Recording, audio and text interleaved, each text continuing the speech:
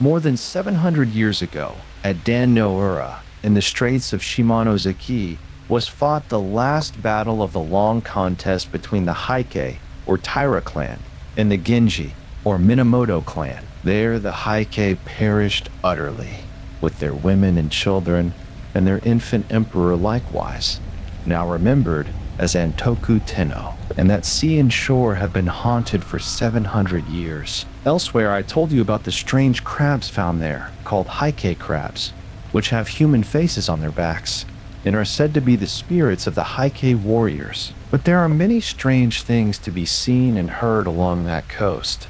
On dark nights, thousands of ghostly fires hover about the beach, or flit above the waves. Pale lights which the fishermen call onibi, or demon fires. And whenever the winds are up, a sound of great shouting comes from that sea, like a clamor of battle. In former years, the Heike were much more restless than they now are. They would rise about ships passing in the night and try to sink them, and at all times they would watch for swimmers to pull them down. It was in order to appease those dead that the Buddhist temple, Amidaji, was built at Akamagaseki. A cemetery also was made close by, near the beach, and within it were set up monuments inscribed with the names of the drowned emperor and of his great vassals, and Buddhist services were regularly performed there on behalf of the spirits of them. After the temple had been built and the tombs erected, the Heike gave less trouble than before, but they continued to do queer things at intervals, proving that they had not found the perfect peace. Some centuries ago, there lived at Akamagaseki a blind man named Hoichi, who was famed for his skill in recitation and in playing upon the biwa. From childhood, he had been trained to recite and to play, and while yet a lad, he had surpassed his teachers. As a professional biwa hoshi, he became famous chiefly by his recitations of the history of the Heike and the Genji, and it is said that when he sang the song of the Battle of Dan-no-Ura, even the goblins, the Kijin, could not refrain from tears. At the outset of his career, Hoichi was very poor, but he found a good friend to help him. The priest of the Amidaji was fond of poetry and music, and he often invited Hoichi to the temple to play and recite. Afterwards, being much impressed by the wonderful skill of the lad, the priest proposed that Hoichi should make the temple his home, and this offer was gratefully accepted. Hoichi was given a room in the temple building, and in return for food and lodging, he was required only to gratify the priest with a musical performance on certain evenings when otherwise disengaged. One summer night, the priest was called away to perform a Buddhist service at the house of a dead parishioner, and he went there with his acolyte, leaving Hoichi alone in the temple. It was a hot night, and the blind man sought to cool himself on the veranda before his sleeping room. The veranda overlooked a small garden in the rear of the Amidaji. There Hoichi waited for the priest's return and tried to relieve his solitude by practicing upon his biwa. Midnight passed, and the priest did not appear, but the atmosphere was still too warm for comfort within doors, and Hoichi remained outside.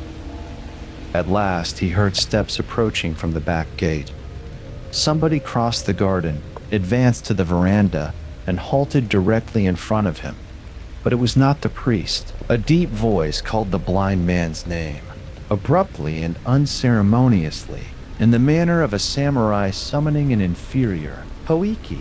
Hoichi was too much startled for the moment to respond, and the voice called again in a tone of harsh command. Hoichi. "Hi," answered the blind man, frightened by the menace in the voice. "I am blind. I cannot know who calls." "There is nothing to fear," the stranger exclaimed, speaking more gently. "I am stopping near this temple, and have been sent to you with a message. My present lord, a person of exceedingly high rank, is now staying in Akamagaseki with many noble attendants. He wished to view the scene of the Battle of Dan-no-Ura, and today he visited that place. Having heard of your skill in reciting the story of the battle, he now desires to hear your performance, so you will take your biwa and come with me at once to the house where the august assembly is waiting." In those times, the order of a samurai was not to be lightly disobeyed. Hoiki donned his sandals, took his biwa, and went away with the stranger, who guided him deftly, but obliged him to walk very fast. The hand that guided was iron, and the clank of the warrior's stride proved him fully armed. Probably some palace guard on duty. Hoiki's first alarm was over. He began to imagine himself in good luck, for, remembering the retainer's assurance about a person of exceedingly high rank, he thought that the lord who wished to hear the recitation could not be less than a daimyo of the first class. Presently, the samurai halted, and Hoiki became aware that they had arrived at a large gateway, and he wondered, for he could not remember any large gate in that part of the town except the main gate of the Amidaji. "Kaimon," the samurai called, and there was a sound of unbarring, and the twain passed on. They traversed a space of garden and halted again before some entrance. The retainer cried in a loud voice, "Within there, I have brought Hoiki." Then came sounds of feet hurrying and screens sliding and rain doors opening and voices of women in converse. By the language of the women, Hoiki knew them to be domestics in some noble household, but he could not imagine to what place he had been conducted. After he had been helped to mount several stone steps, a woman's hand guided him along interminable reaches of polished planking and round pillared angles too many to remember, and over widths amazing of matted floor, into the middle of some vast apartment. There he thought that many great people were assembled. The sound of the rustling of silk was like the sound of leaves in a forest. He heard also a great humming of voices, talking in undertones, and the speech was the speech of courts. Hoiki was told to put himself at ease, and he found a kneeling cushion ready for him. After having taken his place upon it and tuned his instrument, the voice of a woman, whom he divined to be the rojo, or matron in charge of the female service, addressed him. "It is now required that the history of the Heike be recited to the accompaniment of the biwa." Now the entire recital would have required a time of many nights. Therefore, Hoiki ventured a question. "As the whole of the story is not soon told, what portion is it augustly desired that I now recite?" The woman's voice made answer, "Recite the story of the battle at Dan no Ura, for the pity of it is the most deep." Then Hoiki lifted up his voice and chanted the chant of the fight on the bitter sea, wonderfully making his biwa to sound like the straining of oars and the rushing of ships, the whir and the hissing of arrows, the shouting and trampling of men, the crashing of steel upon helmets, the plunging of slain in the flood. And to left and right of him, in the pauses of his playing, he could hear voices murmuring praise. How marvelous an artist! Never in our own province was playing heard like this. Not in all the empire is there another singer like Hoiki. Then fresh courage came to him, and he played and sang yet better than before, and a hush of wonder deepened about him. But when at last he came to tell the fate of the fair and helpless, the piteous perishing of the women and children, and the death leap of Nino Amma, with the imperial infant in her arms, then all the listeners uttered together one long shuddering cry of anguish, and thereafter they wept and wailed so loudly and so wildly that the blind man was frightened by the violence of grief that he had made. For much time the sobbing and the wailing continued, but gradually the sounds of lamentation died away, and again, in the great stillness that followed, Hoiki heard the voice of the woman whom he supposed to be the Rojo. She said, "Although we had been assured that you were a very skillful player upon the biwa, and without an equal in recitative, we did not know that anyone could be so skillful as you have proved yourself tonight. Our Lord has been pleased to say that he intends to bestow upon you a fitting reward, but he desires that you shall perform before him once every night for the next 6 nights, after which time he will probably make his August return journey. There is another matter about which I have been ordered to inform you. It is required that you shall speak to no one of your visits here, during the time of our Lord's August sojourn at Akamagasaki. As he is traveling incognito, he commands that no mention of these things be made. You are now free to go back to your temple." After Hoiki had duly expressed his thanks, a woman's hand conducted him to the entrance of the house, where the same retainer was waiting to take him home. The retainer led him to the veranda at the rear of the temple, and there bade him farewell. It was almost dawn when Hoiki returned, but his absence from the temple had not been observed, as the priest, coming back at a very late hour, had supposed him asleep. During the day, Hoiki was able to take some rest, and he said nothing about his strange adventure. In the middle of the following night, the samurai again came for him and led him to the August Assembly, where he gave another recitation with the same success. But during this second visit, his absence from the temple was accidentally discovered, and after his return in the morning, he was summoned to the presence of the priest, who said to him, in a tone of kindly reproach, "We have been very anxious about you, friend Hoiki. To go out, blind and alone, at so late an hour is dangerous. Why did you go without telling us? I could have ordered a servant to accompany you. And where have you been?" Hoiki answered, evasively. "Pardon me, kind friend. I had to attend to some private business, and I could not arrange the matter at any other hour." The priest was surprised, rather than pained, by Hoiki's reticence. He felt it to be unnatural, and suspected something wrong. He feared that the blind lad had been bewitched or deluded by some evil spirits. He did not ask any more questions, but he privately instructed the men servants of the temple to keep watch upon Hoiki's movements and to follow him in case that he should again leave the temple after dark. On the very next night, Hoiki was seen to leave the temple, and the servants immediately lighted their lanterns and followed after him.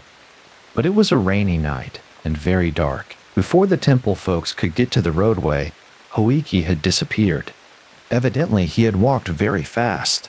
A strange thing, considering his blindness, for the road was in a bad condition. The men hurried through the streets, making inquiries at every house which Hoiki was accustomed to visit, but nobody could give them any news of him. At last, as they were returning to the temple by way of the shore, they were startled by the sound of a biwa, furiously played, in the cemetery of the Amidaji, except for some ghostly fires, such as usually flitted there on dark nights. All was blackness in that direction. But the men at once hastened to the cemetery, and there, by the help of their lanterns, they discovered Hoiki, sitting alone in the rain before the memorial tomb of Entoku Tenno, making his biwa resound, and loudly chanting the chant of the Battle of Dan no-Ura, and behind him, and about him, and everywhere above the tombs, the fires of the dead were burning like candles. Never before had so great a host of Onibi appeared in the sight of mortal man. "Hoiki-san! Hoiki-san!" the servants cried. "You are bewitched! Hoiki-san!" But the blind man did not seem to hear. Strenuously he made his biwa to rattle and ring and clang. More and more wildly he chanted the chant of the Battle of Dan no-Ura. They caught hold of him. They shouted into his ear, "Hoiki-san! Hoiki-san! Come home with us at once!" Reprovingly he spoke to them. "To interrupt me in such a manner before this august assembly will not be tolerated." Whereat, in spite of the weirdness of the thing, the servants could not help laughing. Sure that he had been bewitched, they now seized him and pulled him up on his feet, and by main force hurried him back to the temple, where he was immediately relieved of his wet clothes by order of the priest. Then the priest insisted upon a full explanation of his friend's astonishing behavior. Hoiki long hesitated to speak, but at last, finding that his conduct had really alarmed and angered the good priest, he decided to abandon his reserve, and he related everything that had happened from the time of the first visit of the samurai. The priest said, "Hoiki, my poor friend, you are now in great danger. How unfortunate that you did not tell me all this before. Your wonderful skill in music has indeed brought you into strange trouble. By this time you must be aware that you have not been visiting any house whatever, but have been passing your nights in the cemetery among the tombs of the Hi-Kei, and it was before the memorial tomb of Antoku Tenno that our people tonight found you, sitting in the rain. All that you have been imagining was illusion, except the calling of the dead. By once obeying them, you have put yourself in their power. If you obey them again, after what has already occurred, they will tear you in pieces, but they would have destroyed you sooner or later in any event. Now I shall not be able to remain with you tonight. I am called away to perform another service, but before I go, it will be necessary to protect your body by writing holy texts upon it. Before sundown, the priest and his acolyte stripped Hoichi. Then, with their writing brushes, they traced upon his breast and back, head and face and neck, limbs and hands and feet, even upon the soles of his feet, and upon all parts of his body, the text of the Holy Sutra called Hanya Shinkyo. When this had been done, the priest instructed Hoichi, saying, "Tonight, as soon as I go away, you must seat yourself on the veranda and wait. You will be called, but whatever may happen, do not answer, and do not move. Say nothing and sit still, as if meditating. If you stir or make any noise, you will be torn asunder. Do not get frightened, and do not think of calling for help, because no help could save you. If you do exactly as I tell you, the danger will pass, and you will have nothing more to fear." After dark, the priest and the acolyte went away, and Hoichi seated himself on the veranda, according to the instructions given him. He laid his biwa on the planking beside him, and assuming the attitude of meditation, remained quite still, taking care not to cough or to breathe audibly. For hours he stayed thus. Then, from the roadway, he heard the steps coming. They passed the gate, crossed the garden, approached the veranda, stopped directly in front of him. "Hoichi!" the deep voice called. But the blind man held his breath and sat motionless. "Hoichi!" grimly called the voice a second time. Then a third time, savagely, "Hoichi!" Hoichi remained as still as a stone, and the voice grumbled, "No answer. That won't do. Must see where the fellow is." There was a noise of heavy feet mounting upon the veranda. The feet approached deliberately, halted beside him. Then, for long minutes, during which Hoichi felt his whole body shake to the beating of his heart, there was dead silence. At last, the gruff voice muttered close to him, "Here is the biwa, but of the biwa player I see, only 2 ears." So that explains why he did not answer. He had no mouth to answer with. There is nothing left of him but his ears. Now to my lord those ears I will take, in proof that the august commands have been obeyed, so far as was possible. At that instant, Hoichi felt his ears seized by fingers of iron and wrenched away. Great as the pain was, he gave no cry. The heavy footfalls receded along the veranda, descended into the garden, passed out to the roadway, ceased.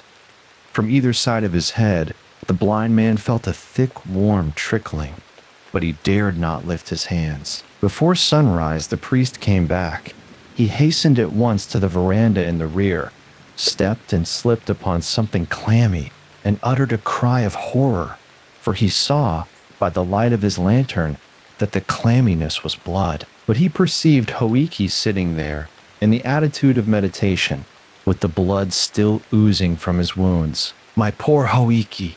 cried the startled priest. "What is this? You have been hurt?" At the sound of his friend's voice, the blind man felt safe.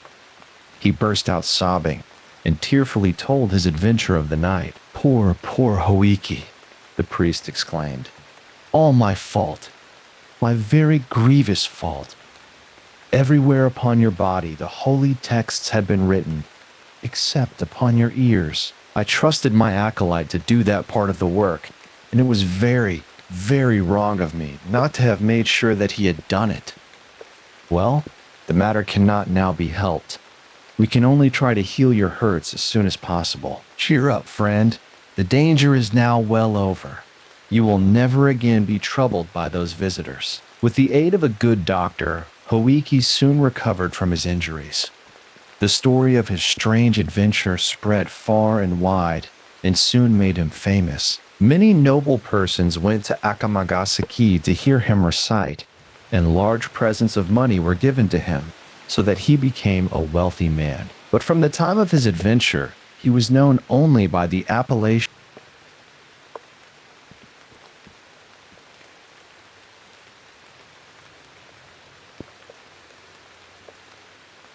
Jikininki. Once, when Muso Kokushi, a priest of the Zen sect, was journeying alone through the province of Mino, he lost his way in a mountain district where there was nobody to direct him. For a long time he wandered about helplessly, and he was beginning to despair of finding shelter for the night when he perceived, on the top of a hill lighted by the last rays of the sun, one of those little hermitages called anjitsu, which are built for solitary priests. It seemed to be in ruinous condition, but he hastened to it eagerly and found that it was inhabited by an aged priest, from whom he begged the favor of a night's lodging. This the old man harshly refused, but he directed Muso to a certain hamlet in the valley adjoining where lodging and food could be obtained. Muso found his way to the hamlet, which consisted of less than a dozen farm cottages, and he was kindly received at the dwelling of the headman. 40 or 50 persons were assembled in the principal apartment at the moment of Muso's arrival, but he was shown into a small separate room where he was promptly supplied with food and bedding. Being very tired, he lay down to rest at an early hour, but a little before midnight he was roused from sleep by a sound of loud weeping in the next apartment. Presently the sliding screens were gently pushed apart, and a young man, carrying a lighted lantern, entered the room, respectfully saluted him, and said, "Reverend Sir, it is my painful duty to tell you that I am now the responsible head of this house. Yesterday I was only the eldest son, but when you came here, tired as you were, we did not wish that you should feel embarrassed in any way. Therefore, we did not tell you that father had died only a few hours before. The people whom you saw in the next room are the inhabitants of this village. They all assembled here to pay their last respects to the dead, and now they are going to another village about 3 miles off, for by our custom, no one of us may remain in this village during the night after a death has taken place. We make the proper offerings and prayers. Then we go away, leaving the corpse alone. Strange things always happen in the house where a corpse has thus been left, so we think that it will be better for you to come away with us. We can find you good lodging in the other village, but perhaps, as you are a priest, you have no fear of demons or evil spirits, and if you are not afraid of being left alone with the body, you will be very welcome to the use of this poor house. However, I must tell you that nobody, except a priest, would dare to remain here tonight." Muso made answer, "For your kind intention and your generous hospitality, I am deeply grateful, but I am sorry that you did not tell me of your father's death when I came. For, though I was a little tired, I certainly was not so tired that I should have found difficulty in doing my duty as a priest. Had you told me, I could have performed the service before your departure. As it is, I shall perform the service after you have gone away, and I shall stay by the body until morning. I do not know what you mean by your words about the danger of staying here alone, but I am not afraid of ghosts or demons. Therefore, please to feel no anxiety on my account." The young man appeared to be rejoiced by these assurances, and expressed his gratitude in fitting words. Then the other members of the family and the folk assembled in the adjoining room, having been told of the priest's kind promises, came to thank him, after which the master of the house said, "Now, Reverend Sir, much as we regret to leave you alone, we must bid you farewell. By the rule of our village, none of us can stay here after midnight. We beg, kind sir, that you will take every care of your honorable body, while we are unable to attend upon you. And if you happen to hear or see anything strange during our absence, please tell us of the matter when we return in the morning." All then left the house, except the priest, who went to the room where the dead body was lying. The usual offerings had been set before the corpse, and a small Buddhist lamp, Tomyo, was burning. The priest recited the service and performed the funeral ceremonies, after which he entered into meditation. So meditating, he remained through several silent hours, and there was no sound in the deserted village. But when the hush of the night was at its deepest, there noiselessly entered a shape, vague and vast.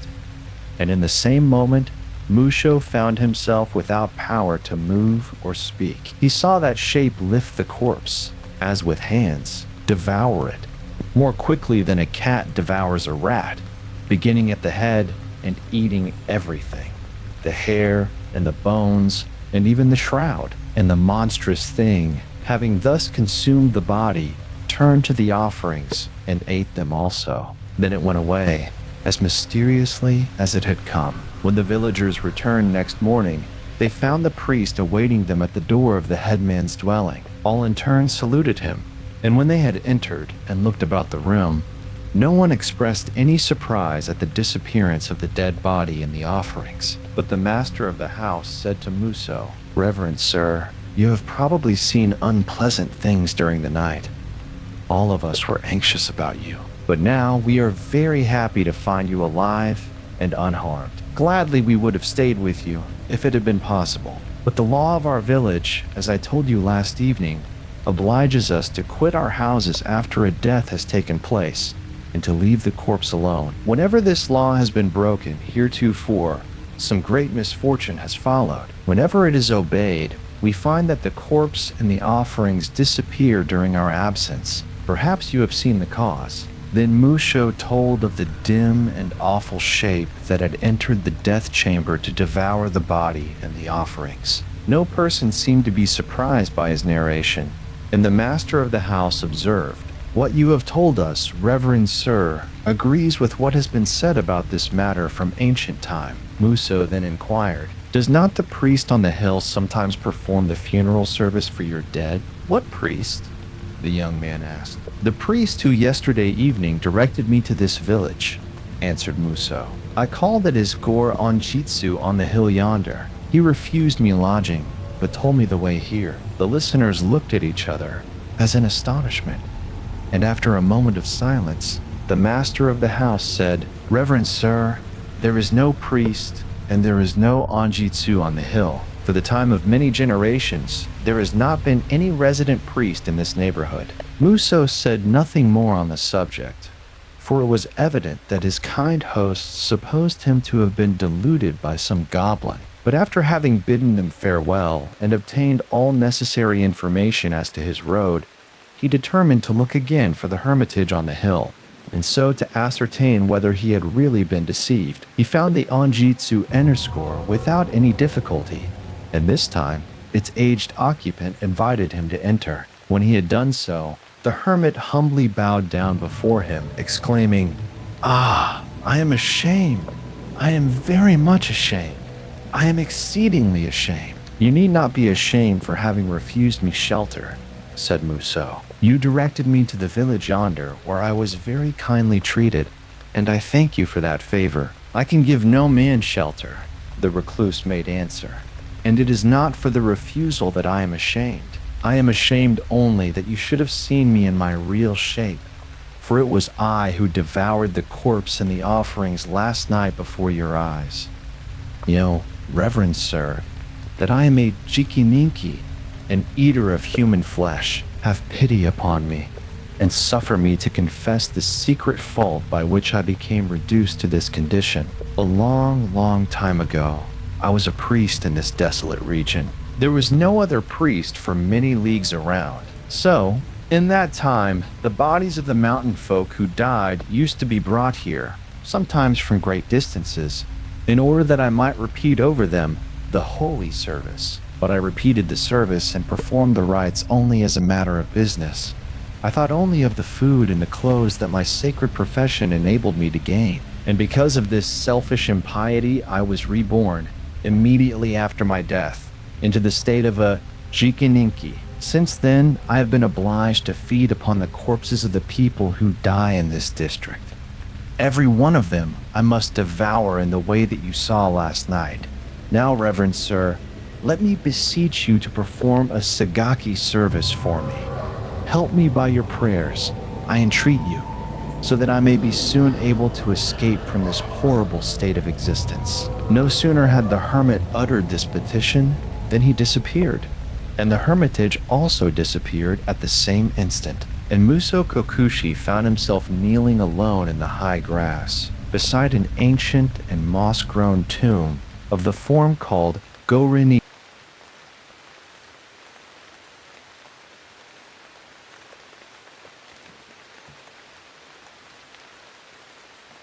Story of a Tengu. This story may be found in the curious old Japanese book called Unjikun Sho.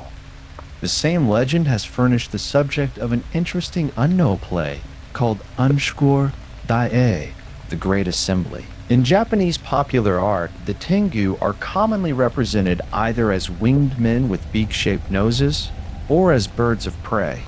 There are different kinds of Tengu, but all are supposed to be mountain-haunting spirits, capable of assuming many forms, and occasionally appearing as crows, vultures, or eagles. Buddhism appears to class the Tengu among the Marakayikas. In the days of the Emperor Go-Raisai, there was a holy priest living in the temple of Saito, on the mountain called Hayezan, near Kyoto. One summer day, this good priest, after a visit to the city, was returning to his temple by way of Kita no Oji, when he saw some boys ill-treating a kite. They had caught the bird in a snare and were beating it with sticks.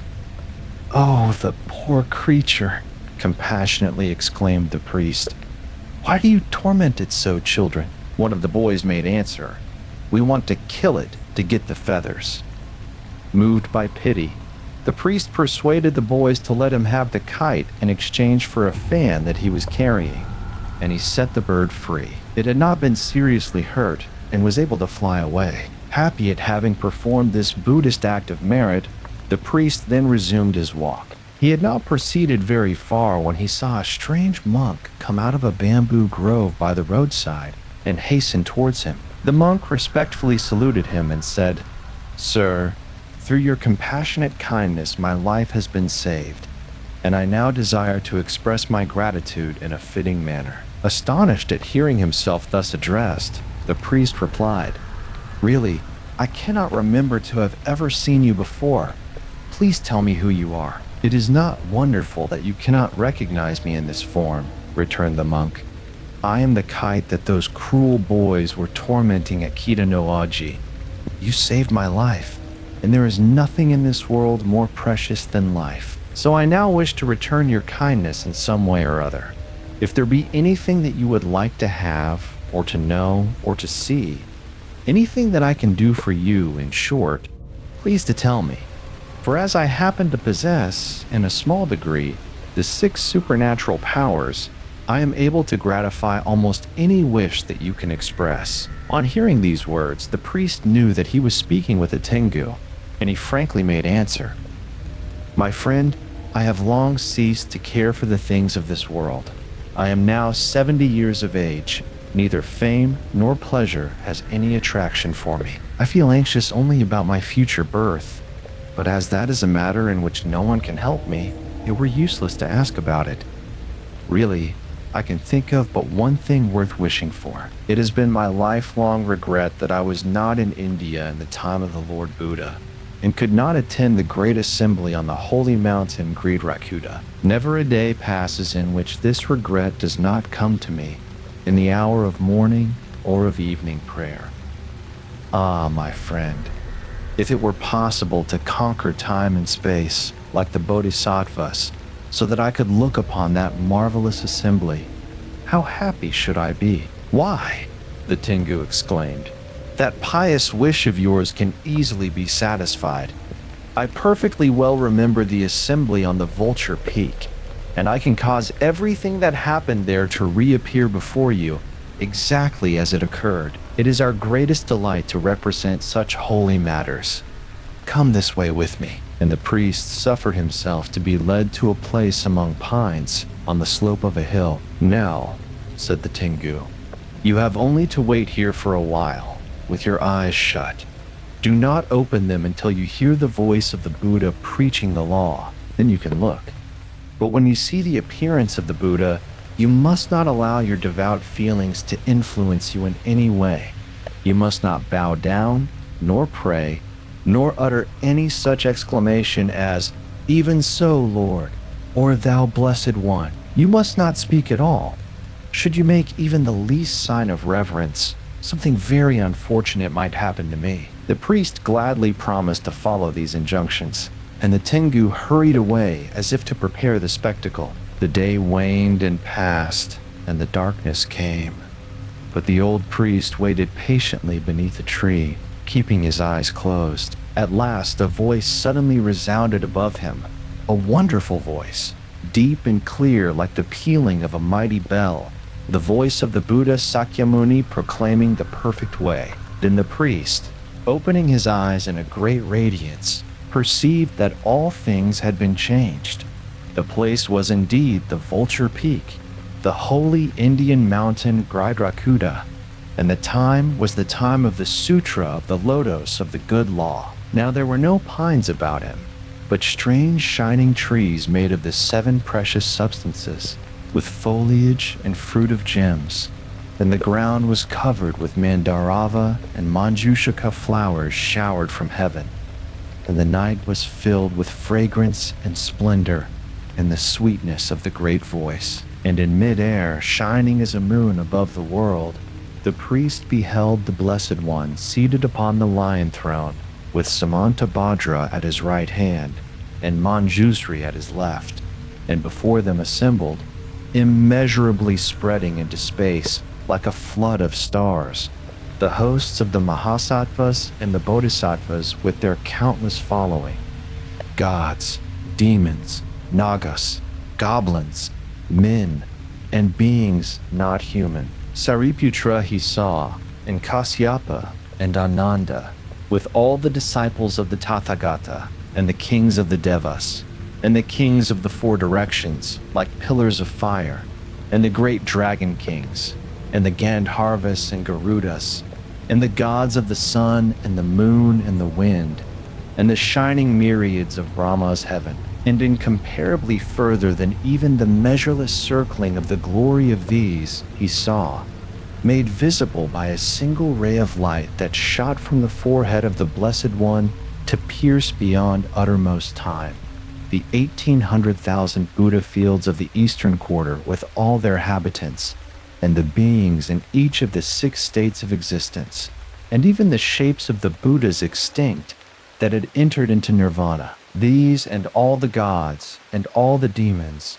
he saw bow down before the lion throne, and he heard that multitude incalculable of beings praising the Sutra of the Lotus of the Good Law, like the roar of a sea before the Lord. Then forgetting utterly his pledge, foolishly dreaming that he stood in the very presence of the very Buddha, he cast himself down in worship with tears of love and thanksgiving, crying out with a loud voice, "O thou Blessed One!" Instantly, with a shock, as of earthquake, the stupendous spectacle disappeared, and the priest found himself alone in the dark, kneeling upon the grass of the mountainside. Then a sadness unspeakable fell upon him because of the loss of the vision, and because of the thoughtlessness that had caused him to break his word. As he sorrowfully turned his steps homeward, the goblin monk once more appeared before him, and said to him in tones of reproach and pain, "Because you did not keep the promise which you made to me,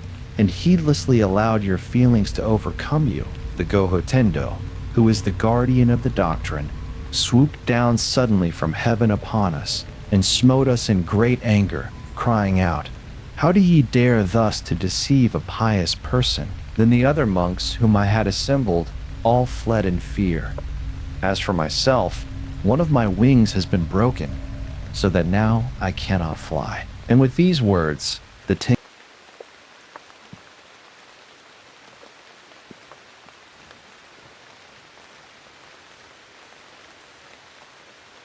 There was once a very pious and learned priest called Shoku Shonen, who lived in the province of Harima. For many years he meditated daily upon the chapter of Fugen-Bosatsu in the Sutra of the Lotus of the Good Law, and he used to pray every morning and evening, that he might at some time be permitted to behold Fugen-Bosatsu as a living presence, and in the form described in the holy text. One evening, while he was reciting the sutra, drowsiness overcame him, and he fell asleep leaning upon his kyosoku. Then he dreamed, and in his dream a voice told him that, in order to see Fugen-Bosatsu, he must go to the house of a certain courtesan, known as the Yujo no Choja, who lived in the town of Kanzaki. Immediately upon awakening, he resolved to go to Kanzaki, and making all possible haste, he reached the town by the evening of the next day. When he entered the house of the Yujo, he found many persons already there assembled, mostly young men of the capital, who had been attracted to Kanzaki by the fame of the woman's beauty. They were feasting and drinking, and the Yujo was playing a small hand drum, Izuzumi Istavi, which she used very skillfully, and singing a song. The song which she sang was an old Japanese song about a famous shrine in the town of Murozumi, and the words were these: "Within the sacred water tank of Murozumi in Suwo, even though no wind be blowing, the surface of the water is always rippling." The sweetness of the voice filled everybody with surprise and delight, as the priest, who had taken a place apart, listened and wondered. The girl suddenly fixed her eyes upon him, and in the same instant, he saw her form change into the form of Fugen-Bosatsu, emitting from her brow a beam of light that seemed to pierce beyond the limits of the universe, and riding a snow-white elephant with 6 tusks. And still she sang, but the song also was now transformed, and the words came thus to the ears of the priest: "On the vast sea of cessation, though the winds of the 6 desires and of the 5 corruptions never blow, yet the surface of that deep is always covered with the billowings of attainment to the reality in itself." Dazzled by the divine ray, the priest closed his eyes, but through their lids he still distinctly saw the vision. When he opened them again, it was gone. He saw only the girl with her hand drum, and heard only the song about the water of Murozumi. But he found that as often as he shut his eyes, he could see Fugen-Bosatsu on the 6-tusked elephant, and could hear the mystic song of the Sea of Cessation. The other persons present saw only the core Yujo. They had not beheld the manifestation. Then the singer suddenly disappeared from the banquet room. None could say when or how. From that moment the revelry ceased, and gloom took the place of joy. After having waited and sought for the girl to no purpose, the company dispersed in great sorrow. Last of all, the priest departed, bewildered by the emotions of the evening. But scarcely had he passed beyond the gate, when the Huyujo appeared before him and said, "Friend, do not speak yet to any one of what you have seen this night." And with these words she vanished away, leaving the air filled with a delicious fragrance. The monk by whom the foregoing legend was recorded comments upon it thus: "The condition of a Yujo is low and miserable, since she is condemned to serve the lusts of men. Who therefore could imagine that such a woman might be the Nirmanakaya, or incarnation, of a bodhisattva? But we must remember that the Buddhas and the bodhisattvas may appear in this world in countless different forms, choosing, for the purpose of their divine compassion, even the most humble or contemptible shapes, when such shapes can serve them to lead men into the true path and to save them from the peril."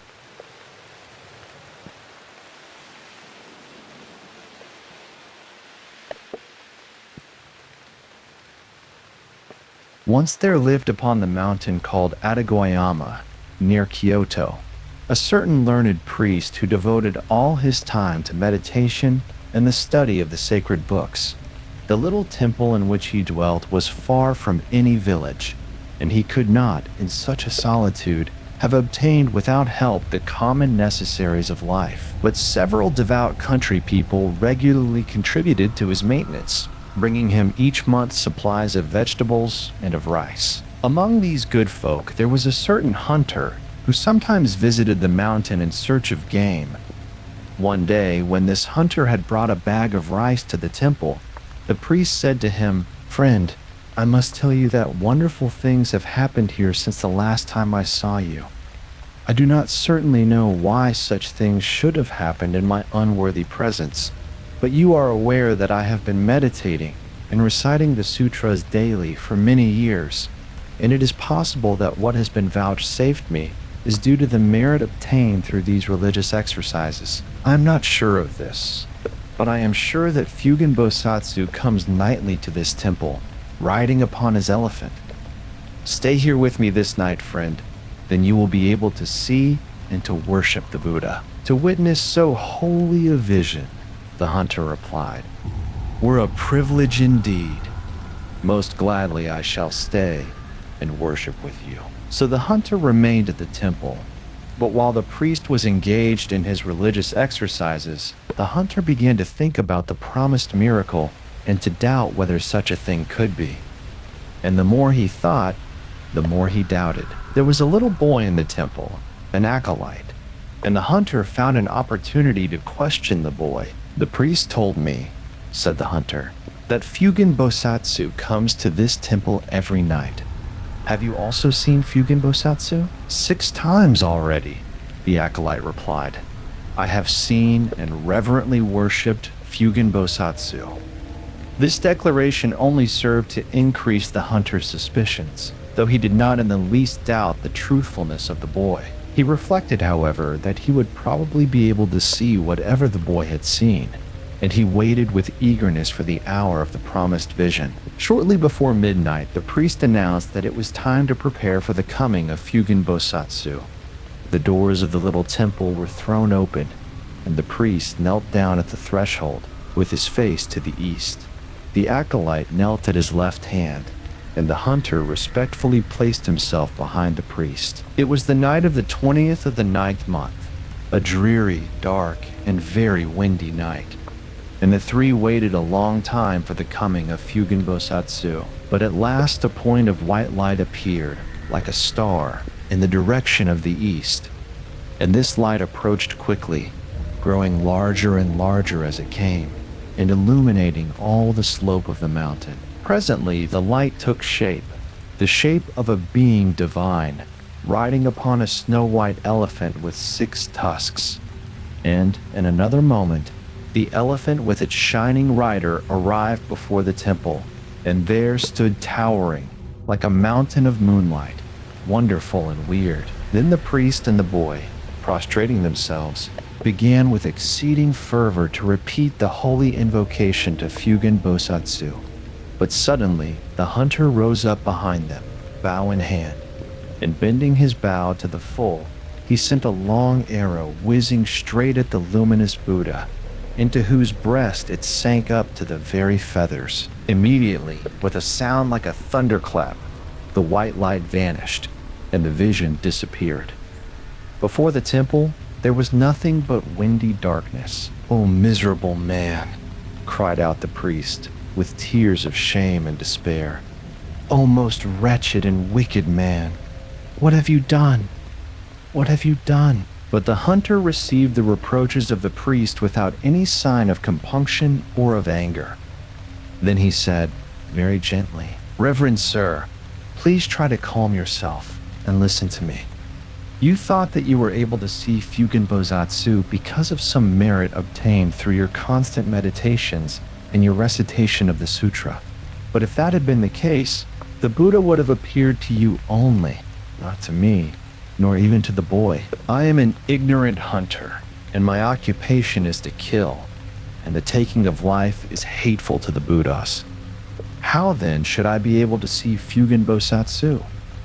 I have been taught that the Buddhas are everywhere about us, and that we remain unable to see them because of our ignorance and our imperfections. You, being a learned priest of pure life, might indeed acquire such enlightenment as would enable you to see the Buddhas. But how should a man who kills animals for his livelihood find the power to see the divine? Both I and this little boy could see all that you saw. And let me now assure you, Reverend Sir, that what you saw was not Fugen-Bosatsu, but a goblinry intended to deceive you, perhaps even to destroy you. I beg that you will try to control your feelings until daybreak. Then I will prove to you the truth of what I have said." At sunrise, the hunter and the priest examined the spot where the vision had been standing, and they discovered a thin trail of blood.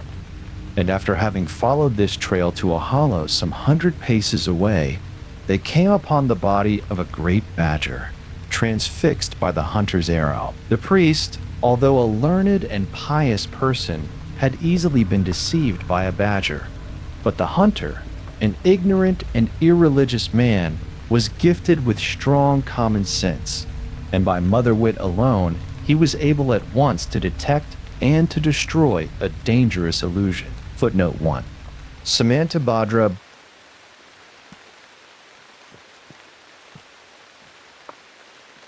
In a village of Musashi Province, there lived two woodcutters, Mosaku and Minokichi. At the time of which I am speaking, Mosaku was an old man, and Minokichi, his apprentice, was a lad of 18 years. Every day, they went together to a forest situated about 5 miles from their village. On the way to that forest, there is a wide river to cross, and there is a ferry boat. Several times a bridge was built where the ferry is, but the bridge was each time carried away by a flood. No common bridge can resist the current there when the river rises. Mosaku and Minokichi were on their way home one very cold evening when a great snowstorm overtook them. They reached the ferry, and they found that the boatman had gone away, leaving his boat on the other side of the river. It was no day for swimming, and the woodcutters took shelter in the ferryman's hut, thinking themselves lucky to find any shelter at all. There was no brazier in the hut, nor any place in which to make a fire. It was only a 2-mat hut with a single door, but no window. Mosaku and Minokichi fastened the door and lay down to rest, with their straw raincoats over them.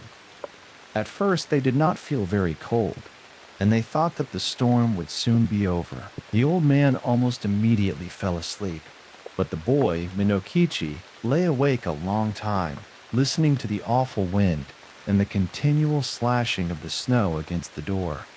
The river was roaring, and the hut swayed and creaked like a junk at sea. It was a terrible storm, and the air was every moment becoming colder, and Minokichi shivered under his raincoat.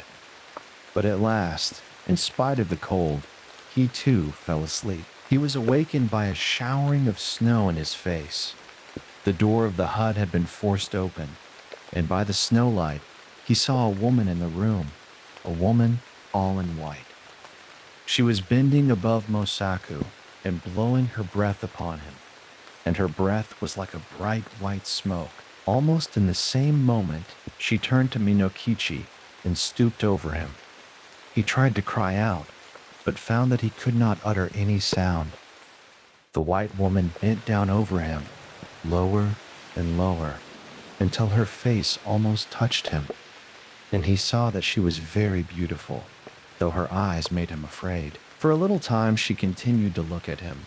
Then she smiled, and she whispered, "I intended to treat you like the other man, but I cannot help feeling some pity for you because you are so young. You are a pretty boy, Minokichi, and I will not hurt you now. But if you ever tell anybody, even your own mother, about what you have seen this night, I shall know it, and then I will kill you. Remember what I say." With these words, she turned from him and passed through the doorway. Then he found himself able to move, and he sprang up and looked out. But the woman was nowhere to be seen, and the snow was driving furiously into the hut. Minokichi closed the door and secured it by fixing several billets of wood against it. He wondered if the wind had blown it open. He thought that he might have been only dreaming, and might have mistaken the gleam of the snowlight in the doorway for the figure of a white woman, but he could not be sure. He called to Mosaku and was frightened because the old man did not answer. He put out his hand in the dark and touched Mosaku's face and found that it was ice. Mosaku was stark and dead. By dawn, the storm was over, and when the ferryman returned to his station, a little after sunrise, he found Minokichi lying senseless beside the frozen body of Mosaku. Minokichi was promptly cared for and soon came to himself, but he remained a long time ill from the effects of the cold of that terrible night. He had been greatly frightened also by the old man's death, but he said nothing about the vision of the woman in white. As soon as he got well again, he returned to his calling, going alone every morning to the forest and coming back at nightfall with his bundles of wood, which his mother helped him to sell. One evening, in the winter of the following year, as he was on his way home, he overtook a girl who happened to be traveling by the same road. She was a tall, slim girl, very good-looking, and she answered Minokichi's greeting in a voice as pleasant to the ear as the voice of a songbird. Then he walked beside her. Then they began to talk. The girl said that her name was Oyuki, that she had lately lost both of her parents, and that she was going to Yedo, where she happened to have some poor relations, who might help her to find a situation as a servant. Minokichi soon felt charmed by this strange girl, and the more that he looked at her, the handsomer she appeared to be. By the time they reached the village, they had become very much pleased with each other, and then Minokichi asked Oyuki to rest a while at his house. After some shy hesitation, she went there with him, and his mother made her welcome and prepared a warm meal for her. Oyuki behaved so nicely that Minokichi's mother took a sudden fancy to her and persuaded her to delay her journey to Yedo. And the natural end of the matter was that Yuki never went to Yedo at all. She remained in the house as an honorable daughter-in-law. Oyuki proved a very good daughter-in-law. When Minokichi's mother came to die, some 5 years later, her last words were words of affection and praise for the wife of her son. And Oyuki bore Minokichi 10 children, boys and girls, handsome children all of them, and very fair of skin. The country folk thought Oyuki a wonderful person, by nature different from themselves. Most of the peasant women age early, but Oyuki, even after having become the mother of 10 children, looked as young and fresh as on the day when she had first come to the village. One night, after the children had gone to sleep, Oyuki was sewing by the light of a paper lamp, and Minokichi, watching her, said, "To see you sewing there, with the light on your face, makes me think of a strange thing that happened when I was a lad of 18. I then saw somebody as beautiful and white as you are now. Indeed, she was very like you." Without lifting her eyes from her work, Oyuki responded, "Tell me about her. Where did you see her?" Then Minokichi told her about the terrible night in the ferryman's hut, and about the white woman that had stooped above him, smiling and whispering, and about the silent death of old Mosaku. And he said, "Asleep or awake, that was the only time that I saw a being as beautiful as you. Of course, she was not a human being, and I was afraid of her, very much afraid, but she was so white. Indeed, I have never been sure whether it was a dream that I saw or the woman of the snow." Oyuki flung down her sewing and arose and bowed above Minokichi where he sat and shrieked into his face, It was I, Yuki, it was! And I told you then that I would kill you if you ever said one word about it. But for those children asleep there, I would have done so this moment. And now you had better take very, very good care of them. For if ever they have reason to complain of you, I will treat you as you deserve." Even as she screamed, her voice became thin, like a crying of wind. Then she melted into a bright white mist that spired to the roof beams and shuddered away through the smoke hole. Never again was she seen. On the Akasaka Road in Tokyo, there is a slope called Ki no Kunizaka, which means the slope of the province of Ki. On one side of this slope, you see an ancient moat, deep and very wide, with high green banks rising up to some place of gardens. On the other side of the road extend the long and lofty walls of an imperial palace. before the era of street lamps and jinrikishas. This neighborhood was very lonesome after dark. Belated pedestrians would go miles out of their way rather than mount the Ki no Kunizaka alone after sunset, all because of a Mujina that used to walk there. The last man who saw the Mujina was an old merchant of the Kyobashi quarter, who died about 30 years ago. This is the story, as he told it. One night, at a late hour, he was hurrying up the Ki no Kunizaka when he perceived a woman crouching by the moat, all alone, and weeping bitterly. Fearing that she intended to drown herself, he stopped to offer her any assistance or consolation in his power. She appeared to be a slight and graceful person, handsomely dressed, and her hair was arranged like that of a young girl of good family. "Oh, Jaku," he exclaimed, approaching her. "Oh, Jaku, do not cry like that. Tell me what the trouble is, and if there be any way to help you, I shall be glad to help you." He really meant what he said, for he was a very kind man. But she continued to weep, hiding her face from him with one of her long sleeves. "Oh, Jaku," he said again, as gently as he could. "Please, please listen to me. This is no place for a young lady at night. Do not cry, I implore you. Only tell me how I may be of some help to you." Slowly she rose up, but turned her back to him, and continued to moan and sob behind her sleeve.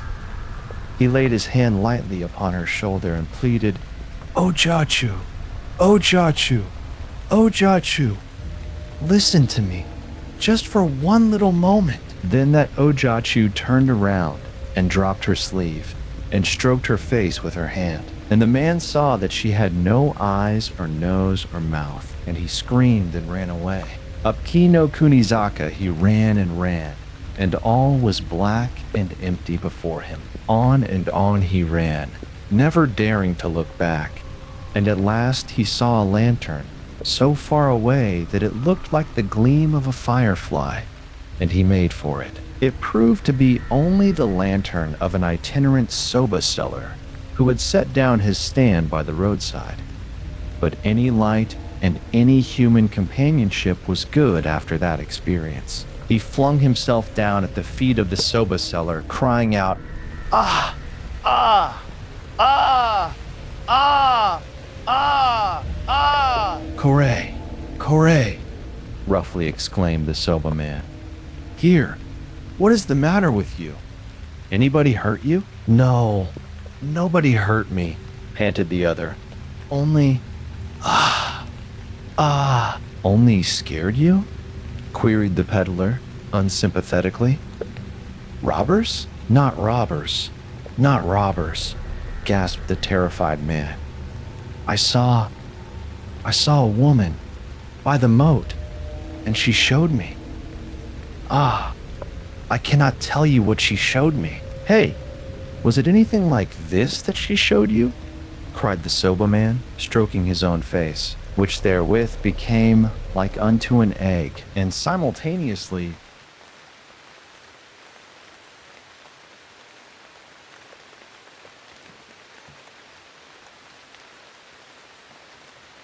Rokuro-Kubi. Nearly 500 years ago, there was a samurai named Isogai Ehidazeemon Taketsura in the service of the Lord Kikuji of Kyushu. This Isogai had inherited, from many warlike ancestors, a natural aptitude for military exercises and extraordinary strength. While yet a boy, he had surpassed his teachers in the art of swordsmanship, in archery, and in the use of the spear, and had displayed all the capacities of a daring and skillful soldier. Afterwards, in the time of the Aikyo War, he so distinguished himself that high honors were bestowed upon him. But when the house of Kikuji came to ruin, Isogai found himself without a master. He might then easily have obtained service under another daimyo, but as he had never sought distinction for his own sake alone, and as his heart remained true to his former lord, he preferred to give up the world. So he cut off his hair and became a traveling priest, taking the Buddhist name of Kwairyo, but always under the koromo of the priest. Kwairyo kept warm within him the heart of the samurai. As in other years he had laughed at peril, so now also he scorned danger. And in all weathers and all seasons, he journeyed to preach the good law in places where no other priest would have dared to go. For that age was an age of violence and disorder, and upon the highways there was no security for the solitary traveler, even if he happened to be a priest. In the course of his first long journey, Kwaidan had occasion to visit the province of Kai. One evening, as he was traveling through the mountains of that province, darkness overcame him in a very lonesome district, leagues away from any village. So he resigned himself to pass the night under the stars, and having found a suitable grassy spot by the roadside, he lay down there and prepared to sleep. He had always welcomed discomfort, and even a bare rock was for him a good bed, when nothing better could be found, and the root of a pine tree an excellent pillow. His body was iron, and he never troubled himself about dews or rain or frost or snow. Scarcely had he lain down when a man came along the road, carrying an axe and a great bundle of chopped wood. This woodcutter halted on seeing Kwaidan lying down, and after a moment of silent observation, said to him in a tone of great surprise, "What kind of a man can you be, good sir, that you dare to lie down alone in such a place as this? There are haunters about here, many of them. Are you not afraid of hairy things?" "My friend," cheerfully answered Kwaidan, "I am only a wandering priest, a cloud and water guest, as folks call it, unsi no ryokaku. 2. And I am not in the least afraid of hairy things, if you mean goblin foxes or goblin badgers or any creatures of that kind. As for lonesome places, I like them. They're suitable for meditation. I am accustomed to sleeping in the open air, and I have learned never to be anxious about my life." "You must be indeed a brave man, Sir Priest," the peasant responded, "to lie down here. This place has a bad name, a very bad name. But, as the proverb has it, Kunshi ayayuki ni chikayorazu unsu tes, the superior man does not needlessly expose himself to peril. And I must assure you, sir, that it is very dangerous to sleep here. Therefore, although my house is only a wretched thatched hut, let me beg of you to come home with me at once. In the way of food, I have nothing to offer you, but there is a roof at least, and you can sleep under it without risk." He spoke earnestly, and Kwaidan, liking the kindly tone of the man, accepted this modest offer. The woodcutter guided him along a narrow path, leading up from the main road through mountain forest. It was a rough and dangerous path, sometimes skirting precipices, sometimes offering nothing but a network of slippery roots for the foot to rest upon, sometimes winding over or between masses of jagged rock. But at last, Kwaidan found himself upon a cleared space at the top of a hill, with a full moon shining overhead, and he saw before him a small thatched cottage, cheerfully lighted from within. The woodcutter led him to a shed at the back of the house, whither water had been conducted through bamboo pipes from some neighboring stream, and the two men washed their feet. Beyond the shed was a vegetable garden, and a grove of cedars and bamboos, and beyond the trees appeared the glimmer of a cascade, pouring from some loftier height and swaying in the moonshine like a long white robe. As Kwaidan entered the cottage with his guide, he perceived 4 persons, men and women, warming their hands at a little fire kindled in the RO of the principal apartment. They bowed low to the priest and greeted him in the most respectful manner. Kwaidan wondered that persons so poor and dwelling in such a solitude should be aware of the polite forms of greeting. "These are good people," he thought to himself, "and they must have been taught by someone well acquainted with the rules of propriety."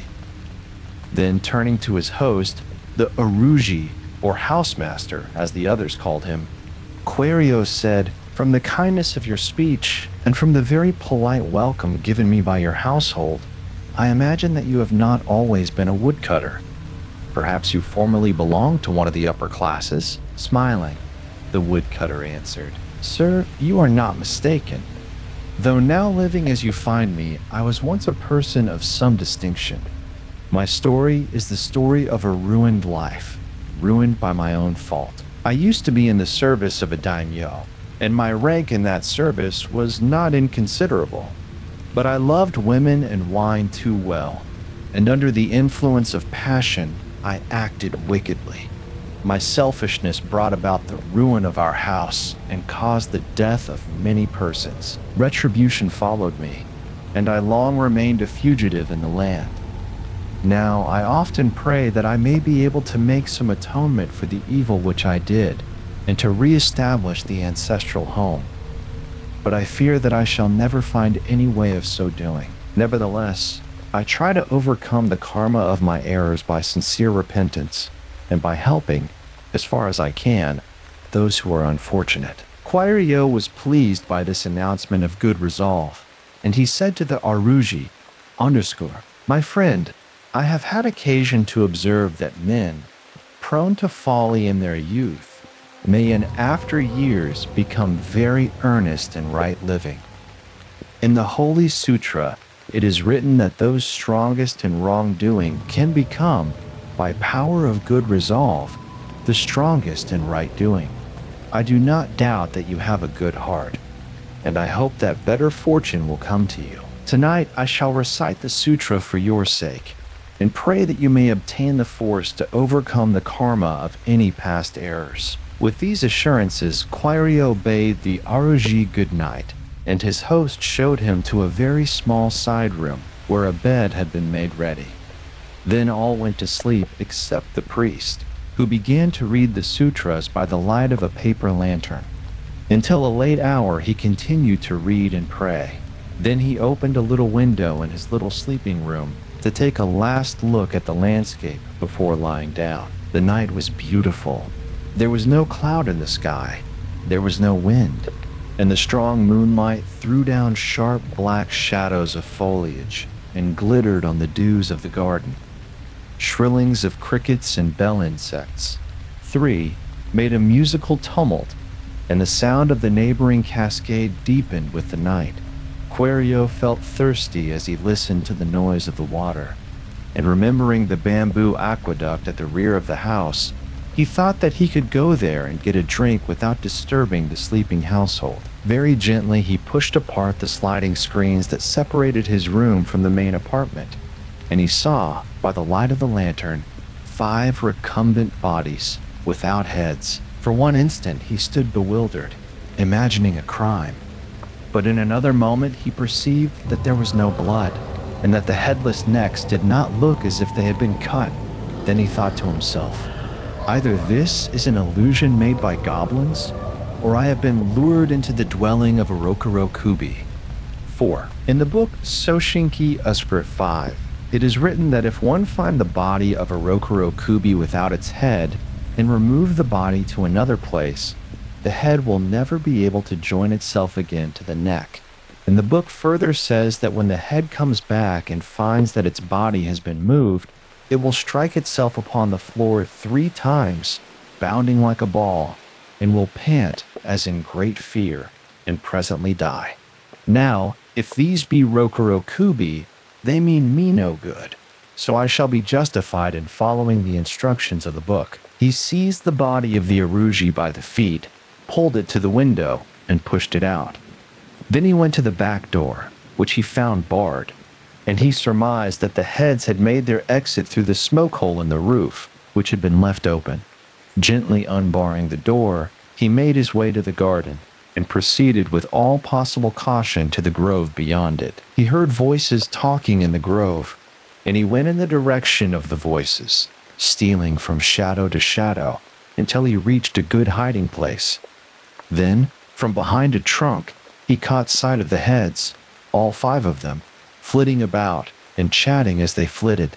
They were eating worms and insects which they found on the ground or among the trees. Presently the head of the Aruji stopped eating and said, "Ah, that traveling priest who came tonight. How fat all his body is.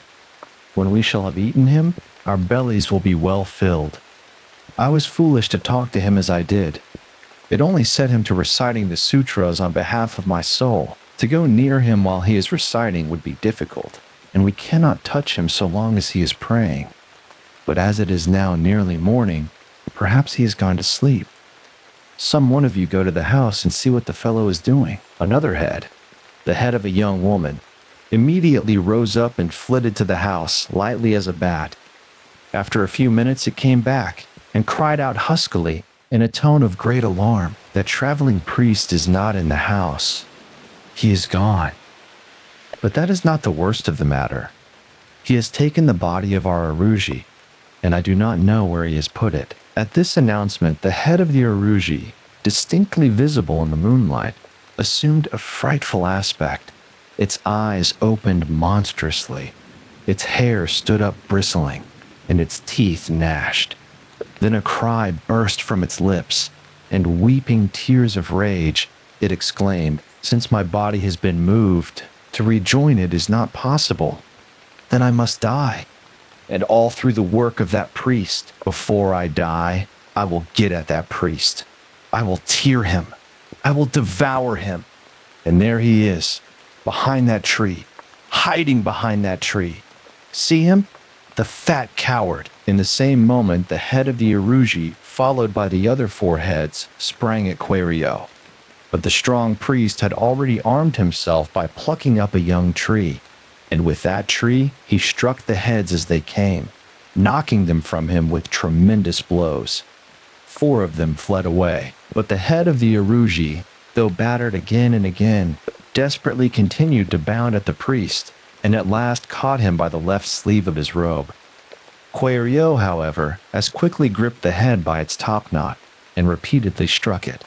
It did not release its hold, but it uttered a long moan, and thereafter ceased to struggle. It was dead, but its teeth still held the sleeve, and for all his great strength, Kwaidan could not force open the jaws. With the head still hanging to his sleeve, he went back to the house, and there caught sight of the other 4 Rokuro-Kubi squatting together, with their bruised and bleeding heads reunited to their bodies.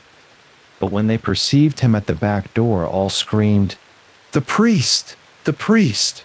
and fled through the other doorway out into the woods. Eastward, the sky was brightening.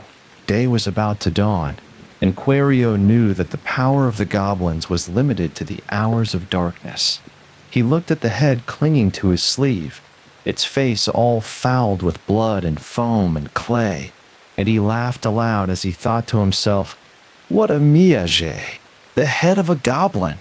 After which he gathered together his few belongings and leisurely descended the mountain to continue his journey. Right on he journeyed until he came to Suwa in Shinano.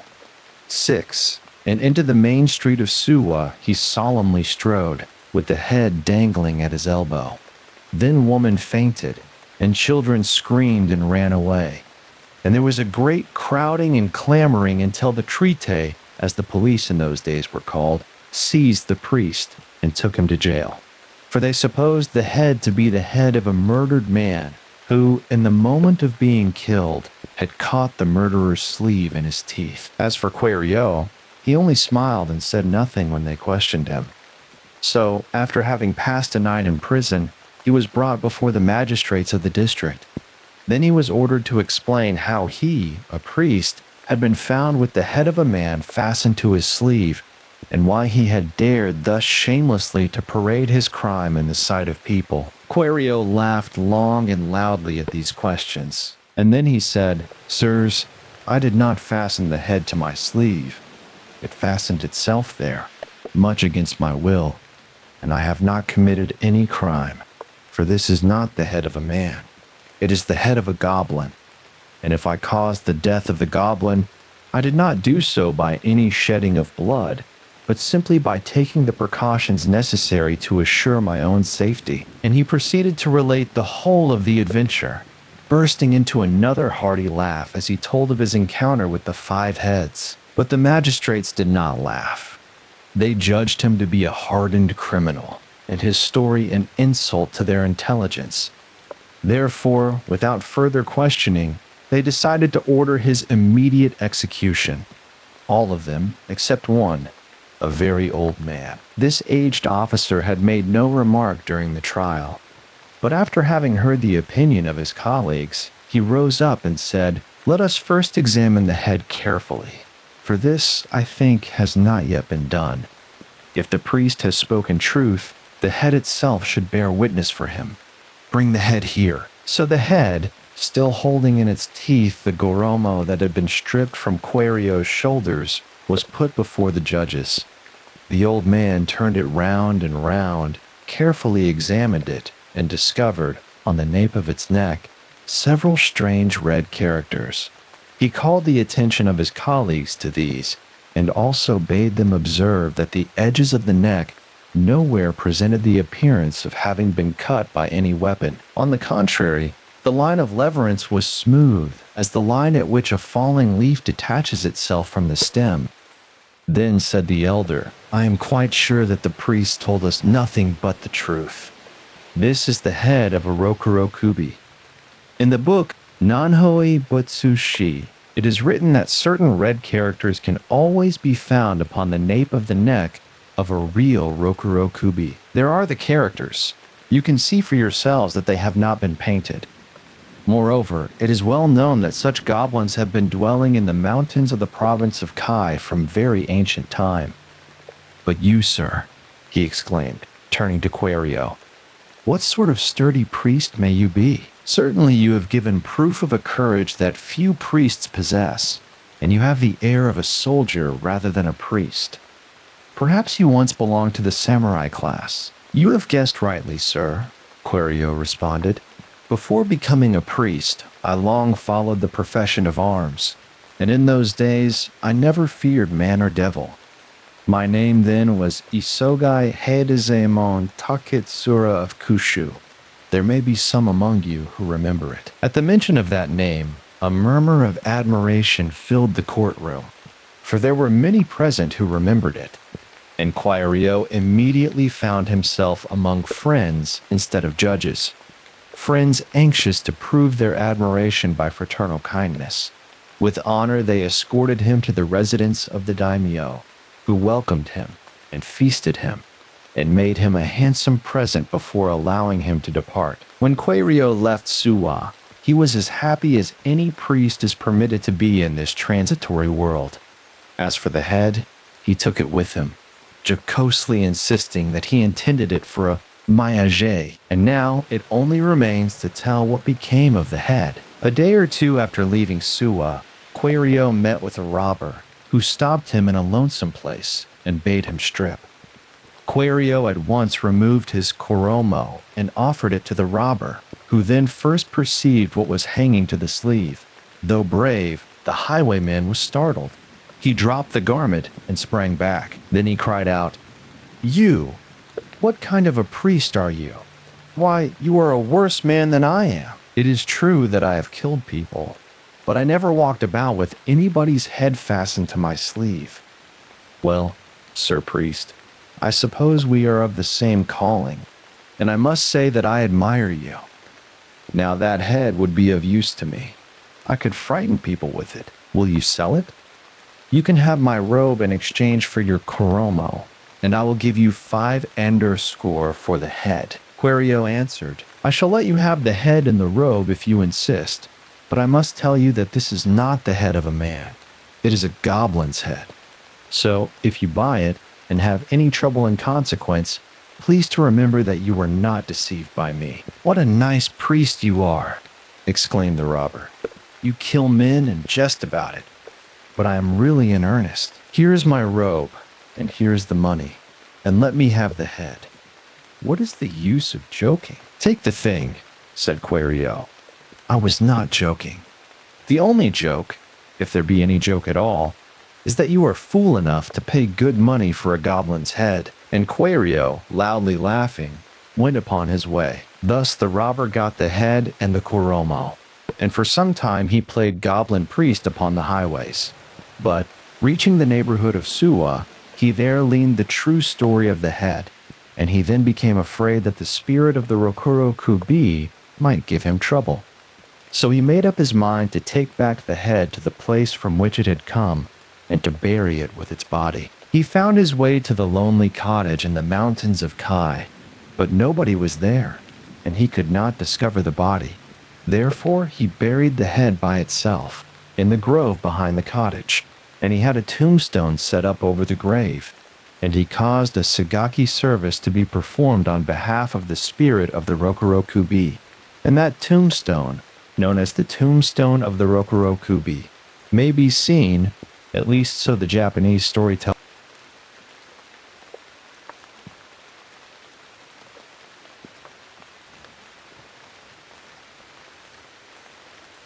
Jiu-Roku-Zakura, Uso no Yona, Jiu-Roku-Zakura, Saki-ni-Kari. In Wakagori, a district of the province of Iyo-1, there is a very ancient and famous cherry tree called Jiu-Roku-Zakura, or the cherry tree of the 16th day, because it blooms every year upon the 16th day of the first month by the old lunar calendar, and only upon that day. Thus, the time of its flowering is the period of great cold. Though the natural habit of a cherry tree is to wait for the spring season before venturing to blossom, but the Jiu-Roku-Zakura blossoms with a life that is not, or at least that was not originally, its own. There is the ghost of a man in that tree. He was a samurai of Iyo, and the tree grew in his garden, and it used to flower at the usual time, that is to say, about the end of March or the beginning of April. He had played under that tree when he was a child, and his parents and grandparents and ancestors had hung to its blossoming branches, season after season for more than 100 years, bright strips of colored paper inscribed with poems of praise. He himself became very old, outliving all his children, and there was nothing in the world left for him to love except that tree. And lo, in the summer of a certain year, the tree withered and died. Exceedingly, the old man sorrowed for his tree. Then kind neighbors found for him a young and beautiful cherry tree and planted it in his garden, hoping thus to comfort him. And he thanked them and pretended to be glad.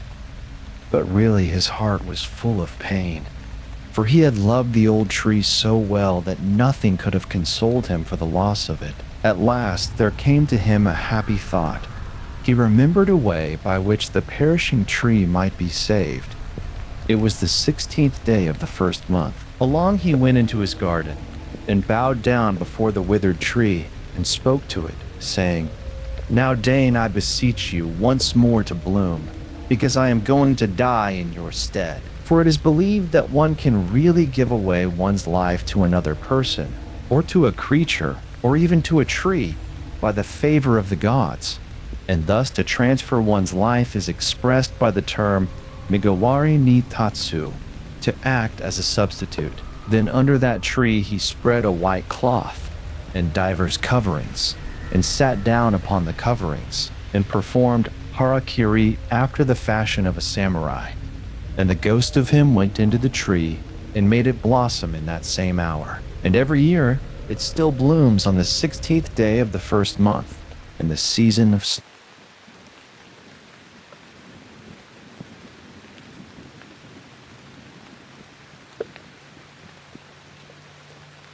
The Story of Chūgorō.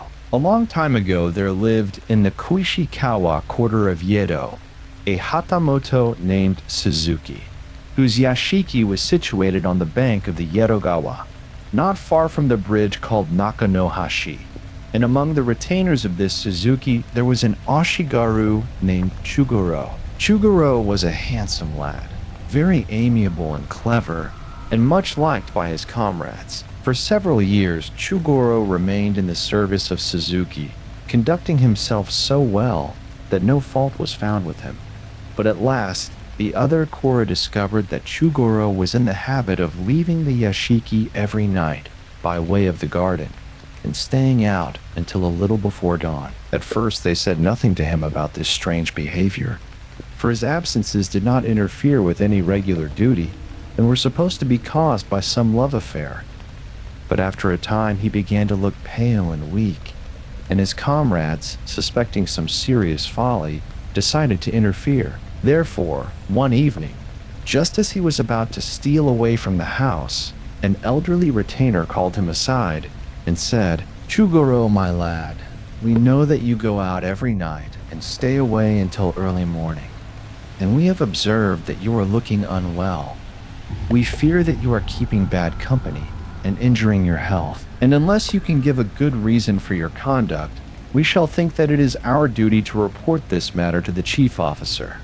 In any case, since we are your comrades and friends, it is but right that we should know why you go out at night, contrary to the custom of this house." Chūgorō appeared to be very much embarrassed and alarmed by these words, but after a short silence he passed into the garden, followed by his comrade. When the two found themselves well out of hearing of the rest, Chūgorō stopped and said, "I will now tell you everything, but I must entreat you to keep my secret.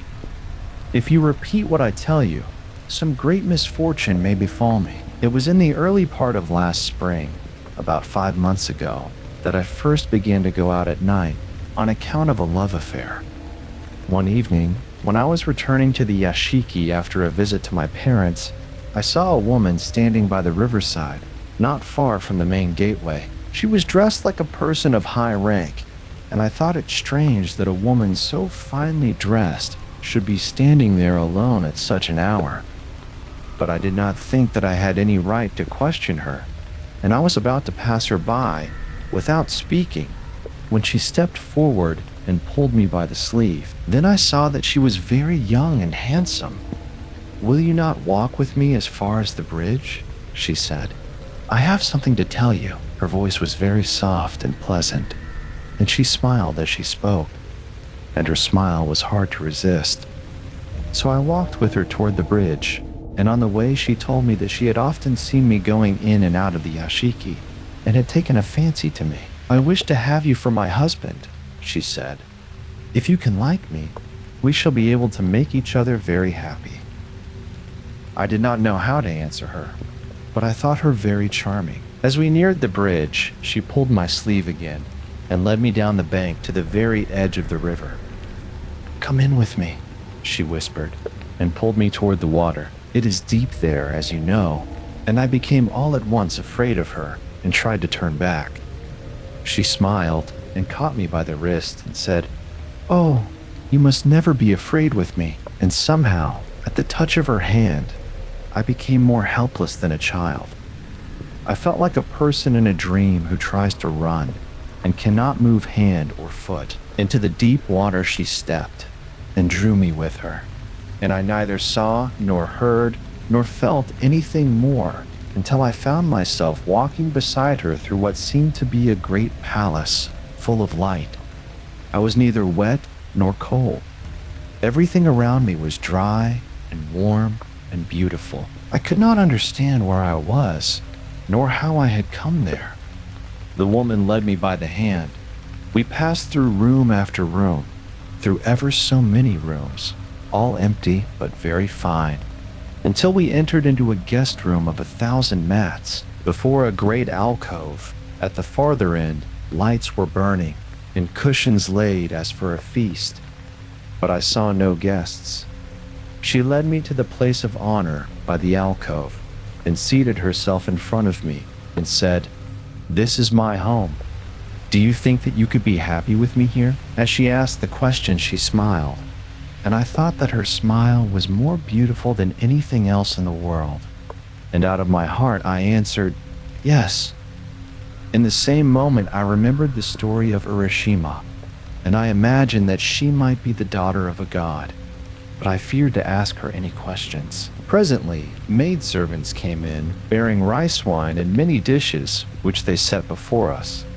Then she who sat before me said, 'Tonight shall be our bridal night, because you like me, and this is our wedding feast.' We pledged ourselves to each other for the time of 7 existences, and after the banquet we were conducted to a bridal chamber, which had been prepared for us. It was yet early in the morning when she awoke me, and said, 'My dear one, you are now indeed my husband, but for reasons which I cannot tell you, and which you must not ask, it is necessary that our marriage remain secret. To keep you here until daybreak would cost both of us our lives. Therefore do not, I beg of you, feel displeased because I must now send you back to the house of your lord. You can come to me tonight again, and every night hereafter, at the same hour that we first met. Wait always for me by the bridge, and you will not have to wait long. But remember, above all things, that our marriage must be a secret, and that, if you talk about it, we shall probably be separated forever. I promised to obey her in all things, remembering the fate of Urashima, and she conducted me through many rooms, all empty and beautiful, to the entrance. There she again took me by the wrist, and everything suddenly became dark, and I knew nothing more until I found myself standing alone on the riverbank, close to the Nakanohashi. When I got back to the yashiki, the temple bells had not yet begun to ring. In the evening, I went again to the bridge at the hour she had named, and I found her waiting for me. She took me with her as before into the deep water, and into the wonderful place where we had passed our bridal night. And every night, since then, I have met and parted from her in the same way. Tonight she will certainly be waiting for me, and I would rather die than disappoint her. Therefore, I must go. But let me again entreat you, my friend, never to speak to anyone about what I have told you. The elder Ashigaru was surprised and alarmed by this story. He felt that Chūgorō had told him the truth, and the truth suggested unpleasant possibilities. Probably the whole experience was an illusion, and an illusion produced by some evil power for a malevolent end. Nevertheless, if really bewitched, the lad was rather to be pitied than blamed, and any forcible interference would be likely to result in mischief. So the Ashigaru answered kindly, I shall never speak of what you have told me, never at least while you remain alive and well. Go and meet the woman, but beware of her. I fear that you are being deceived by some wicked spirit. Chūgorō only smiled at the old man's warning and hastened away. Several hours later, he re-entered the yashiki with a strangely dejected look. Did you meet her?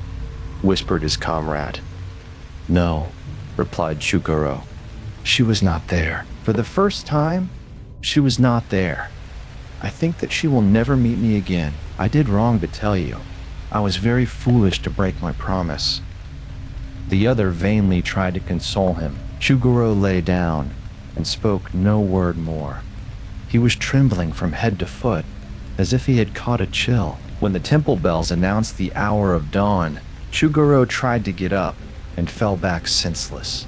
He was evidently sick, deathly sick. A Chinese physician was summoned. Why, the man has no blood, exclaimed the doctor after a careful examination. There is nothing but water in his veins. It will be very difficult to save him. What maleficence is this? Everything was done that could be done to save Chūgorō's life, but in vain. He died as the sun went down. Then his comrade related the whole story. Ah, I might have suspected as much, exclaimed the doctor. No power could have saved him. He was not the first whom she destroyed. Who is she? Or what is she? The Ashigaru asked.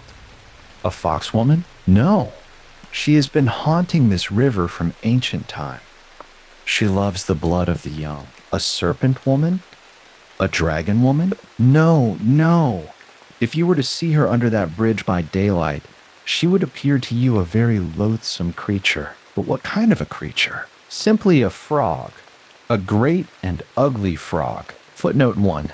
The Ashigaru were the lowest class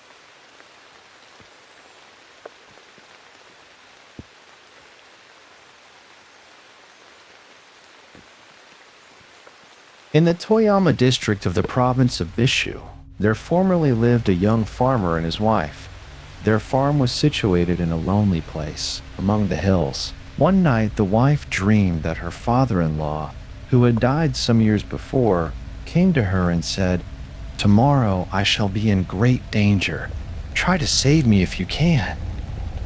In the morning, she told this to her husband, and they talked about the dream. Both imagined that the dead man wanted something.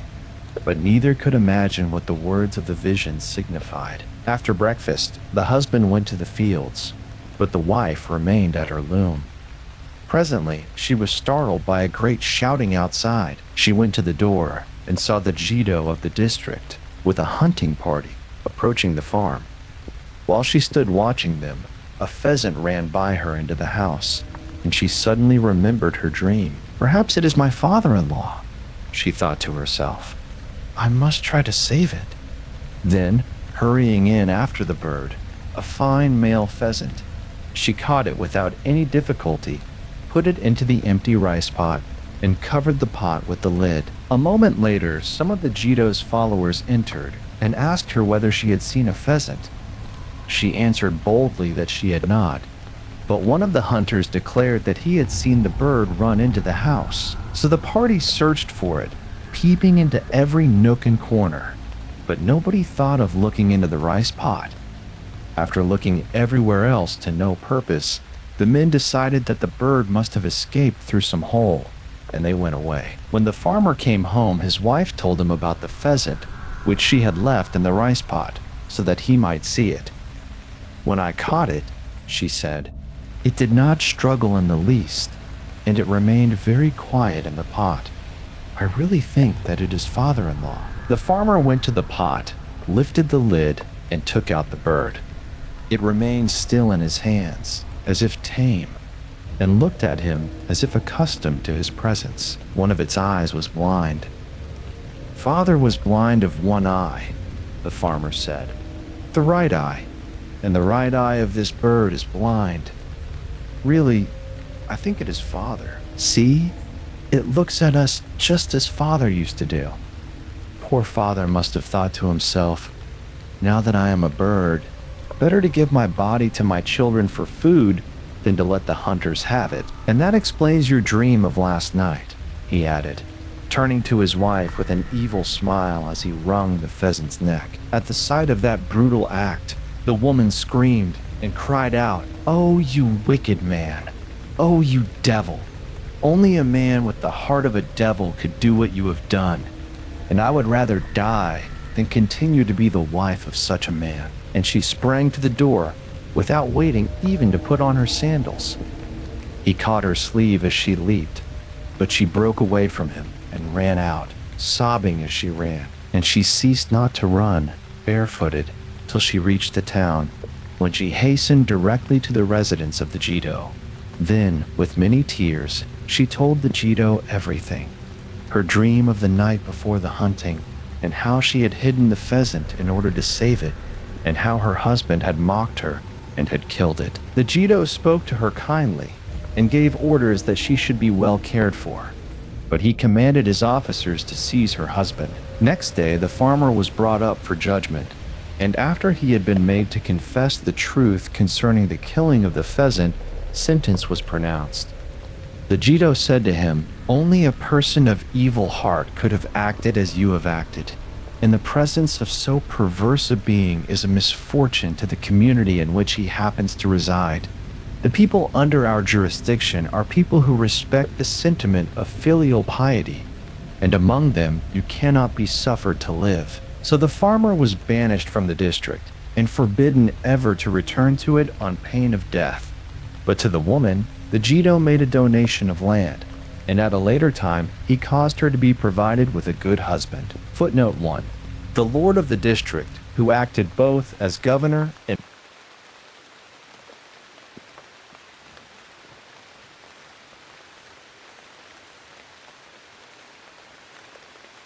A Story of Divination. I once knew a fortune teller who really believed in the science that he professed. He had learned, as a student of the old Chinese philosophy, to believe in divination long before he thought of practicing it. During his youth, he had been in the service of a wealthy daimyo, but subsequently, like thousands of other samurai, found himself reduced to desperate straits by the social and political changes of Meiji. It was then that he became a fortune teller, an itinerant uranaya, traveling on foot from town to town, and returning to his home rarely more than once a year with the proceeds of his journey. As a fortune teller, he was tolerably successful, chiefly, I think, because of his perfect sincerity and because of a peculiar, gentle manner that invited confidence. His system was the old scholarly one. He used the book known to English readers as the Yi King, also a set of ebony blocks which could be so arranged as to form any of the Chinese hexagrams, and he always began his divination with an earnest prayer to the gods. The system itself he held to be infallible in the hands of a master. He confessed that he had made some erroneous predictions, but he said that these mistakes had been entirely due to his own miscomprehension of certain texts or diagrams. To do him justice, I must mention that in my own case, he told my fortune 4 times, his predictions were fulfilled in such wise that I became afraid of them. You may disbelieve in fortune-telling, intellectually scorn it, but something of inherited superstitious tendency lurks within most of us, and a few strange experiences can so appeal to that inheritance as to induce the most unreasoning hope or fear of the good or bad luck promised you by some diviner. Really, to see our future would be a misery. Imagine the result of knowing that there must happen to you, within the next 2 months, some terrible misfortune which you cannot possibly provide against. He was already an old man when I first saw him in Izumo, certainly more than 60 years of age, but looking very much younger. Afterwards, I met him in Osaka, in Kyoto, and in Kobe. More than once, I tried to persuade him to pass the colder months of the winter season under my roof, for he possessed an extraordinary knowledge of traditions and could have been of inestimable service to me in a literary way. But partly because the habit of wandering had become with him a second nature, and partly because of a love of independence as savage as a gypsy's, I was never able to keep him with me for more than 2 days at a time. Every year he used to come to Tokyo, usually in the latter part of autumn.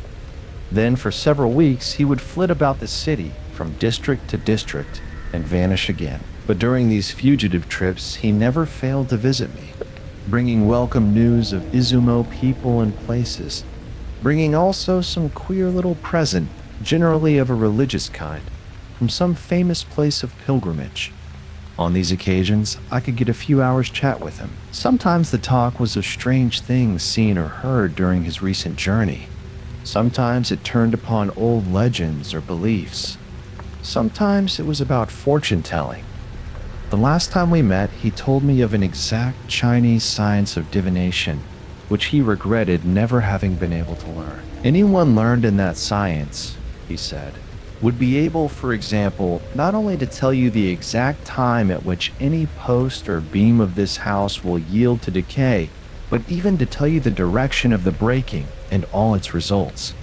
I can best explain what I mean by relating a story. The story is about the famous Chinese fortune teller whom we call in Japan Shokosetsu, and it is written in the book Baikwa Shineki, which is a book of divination.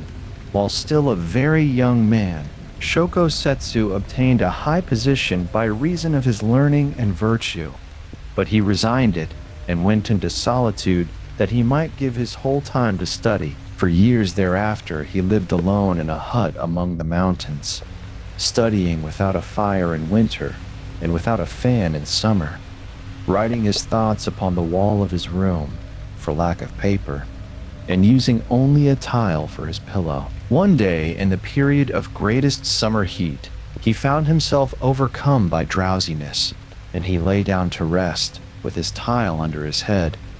Scarcely had he fallen asleep when a rat ran across his face and woke him with a start. Feeling angry, he seized his tile and flung it at the rat, but the rat escaped unhurt and the tile was broken. Shokosetsu looked sorrowfully at the fragments of his pillow and reproached himself for his hastiness. Then suddenly he perceived, upon the freshly exposed clay of the broken tile, some Chinese characters between the upper and lower surfaces. Thinking this very strange, he picked up the pieces and carefully examined them. He found that along the line of fracture, 17 characters had been written within the clay before the tile had been baked, and the characters read thus: "In the year of the hare, in the 4th month, on the 17th day, at the hour of the serpent, this tile, after serving as a pillow, will be thrown at a rat and broken. Now the prediction had really been fulfilled at the hour of the serpent on the 17th day of the 4th month of the year of the hare. Greatly astonished, Shoko Setsu once again looked at the fragments and discovered the seal and the name of the maker. At once he left his hut, and taking with him the pieces of the tile, hurried to the neighboring town in search of the tile maker. He found the tile maker in the course of the day, showed him the broken tile, and asked him about its history. After having carefully examined the shards, the tile maker said, "This tile was made in my house, but the characters in the clay were written by an old man, a fortune teller, who asked permission to write upon the tile before it was baked." "Do you know where he lives?" asked Shoko Setsu. "He used to live," the tile maker answered, "not very far from here, and I can show you the way to the house, but I do not know his name." Having been guided to the house, Shoko Setsu presented himself at the entrance and asked for permission to speak to the old man. A serving student courteously invited him to enter and ushered him into an apartment where several young men were at study. As Shoko Setsu took his seat, all the youths saluted him. Then the one who had first addressed him bowed and said, "We are grieved to inform you that our master died a few days ago, but we have been waiting for you because he predicted that you would come today to this house at this very hour. Your name is Shoko Setsu, and our master told us to give you a book which he believed would be of service to you. Here is the book.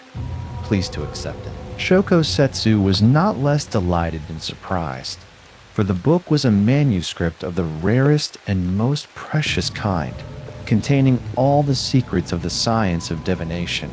After having thanked the young men and properly expressed his regret for the death of their teacher, he went back to his hut and there immediately proceeded to test the worth of the book by consulting its pages in regard to his own fortune. The book suggested to him that on the south side of his dwelling, at a particular spot near one corner of the hut, great luck awaited him. He dug at the place indicated and found a jar containing gold enough to make him a very wealthy man. My old acquaintance left this world as lonesomely as he had lived in it. Last winter, while crossing a mountain range, he was overtaken by a snowstorm and lost his way. Many days later, he was found standing erect at the foot of a pine, with his little pack strapped to his shoulders, a statue of ice, arms folded and eyes closed as in meditation. Probably, while waiting for the storm to pass, he had yielded to the drowsiness of cold, and the drift had risen over him as he slept. Hearing of this strange death, I remembered the old Japanese saying, "Uranaya minoye shiradzu." The fortune teller knows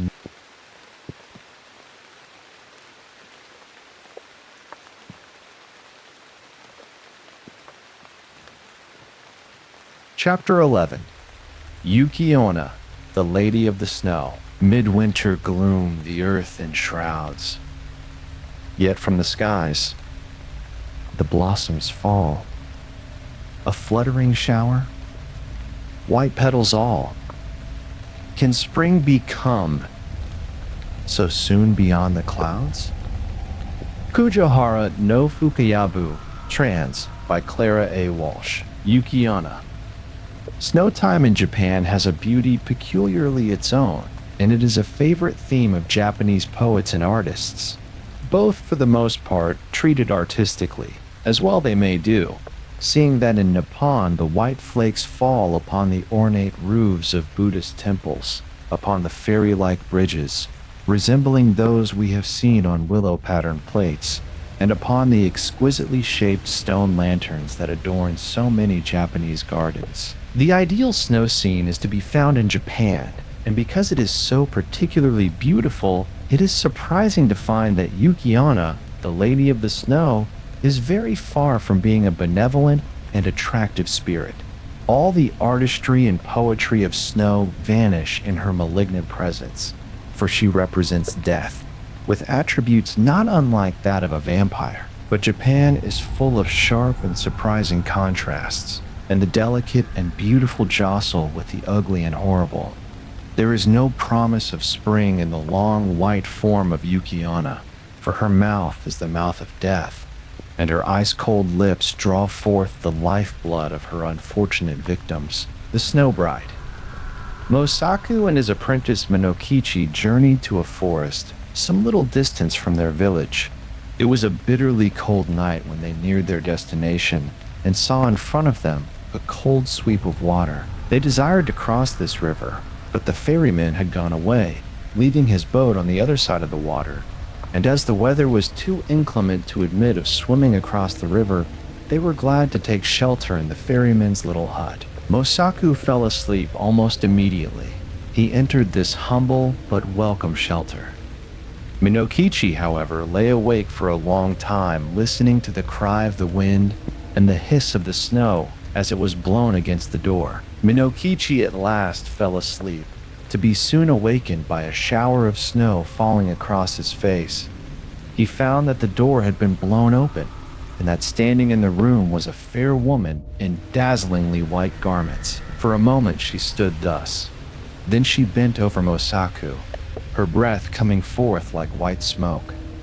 After bending thus over the old man for a minute or two, she turned to Minokichi and hovered over him. He tried to cry out, for the breath of this woman was like a freezing blast of wind.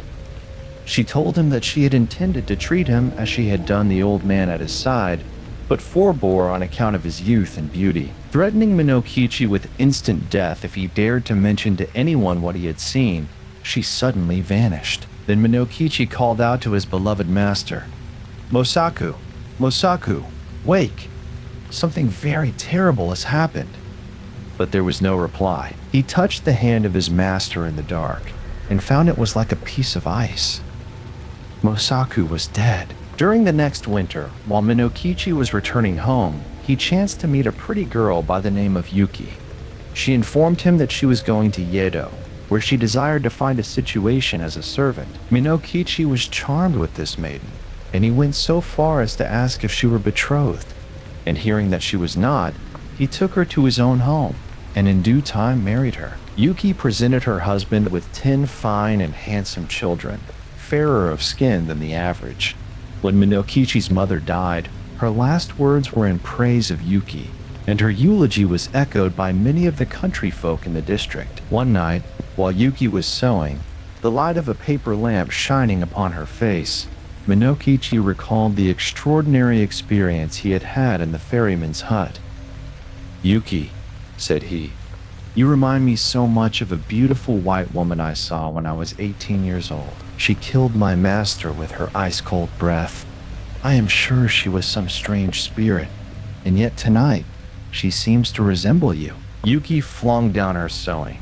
There was a horrible smile on her face as she bent close to her husband and shrieked, "It was I, Yuki-Onna, who came to you then and silently killed your master. Oh, faithless wretch, you have broken your promise to keep the matter secret, and if it were not for our sleeping children, I would kill you now.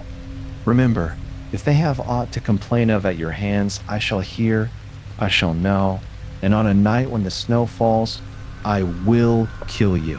Then Yuki-Onna, the Lady of the Snow, changed into a white mist, and shrieking and shuddering, passed through the smoke hole, never to return again. Kyuzaemon's ghostly visitor. According to Mr. R. Gordon Smith, in his Ancient Tales and Folklore of Japan, all those who die by the snow and cold become spirits of snow. That is to say, all those who perish in this way become identified with Yuki-Onna, the Lady of the Snow. The following legend is adapted from Mr. Smith's book referred to above. Kyuzaemon, a poor farmer, had closed the shutters of his humble dwelling and retired to rest. Shortly before midnight, he was awakened by loud tapping. Going to the door, he exclaimed, "Who are you? What do you want?" The strange visitor made no attempt to answer these questions, but persistently begged for food and shelter. The cautious Kyuzaemon refused to allow the visitor to enter, and having seen that his dwelling was secure, he was about to retire to bed again when he saw standing beside him a woman in white flowing garments, her hair falling over her shoulders. "Where did you leave your Gita?" demanded the frightened farmer. The white woman informed him that she was the visitor who had tapped upon his door.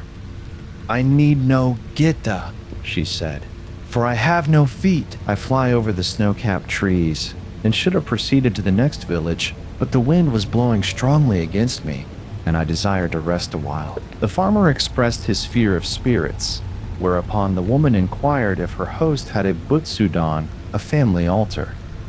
Finding that he had, she bade him open the butsudan and light a lamp. When this was done, the woman prayed before the ancestral tablets, not forgetting to add a prayer for the still much agitated Kyuzemon. Having paid her respects at the butsudan, she informed the farmer that her name was Oyasu, and that she had lived with her parents and her husband, Izaburo. When she died, her husband left her parents, and it was her intention to try to persuade him to go back again and support the old people. Kyuzemon began to understand as he murmured to himself, "Oyasu perished in the snow, and this is her spirit I see before me." However, in spite of this recollection, he still felt much afraid. He sought the family altar with trembling footsteps, repeating over and over again, "Namu Amida Butsu. Hail, omnipotent Buddha." At last, the farmer went to bed and fell asleep.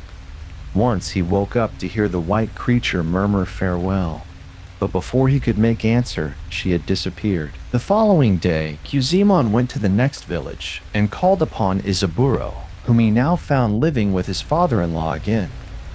Izaburo informed him that he had received numerous visits from the spirit of his wife and the guise of Yuki-Onna. After carefully considering the matter, Kyuzemon found that this Lady of the Snow had appeared before Izaburo almost immediately after she had paid him such a mysterious visit. On that occasion, Izaburo had promised to fulfill her wish, and neither he nor Kyuzemon were again troubled with her who travels in the sky when the snow is falling fast. Footnote 1. See my land of the Yellow Spring.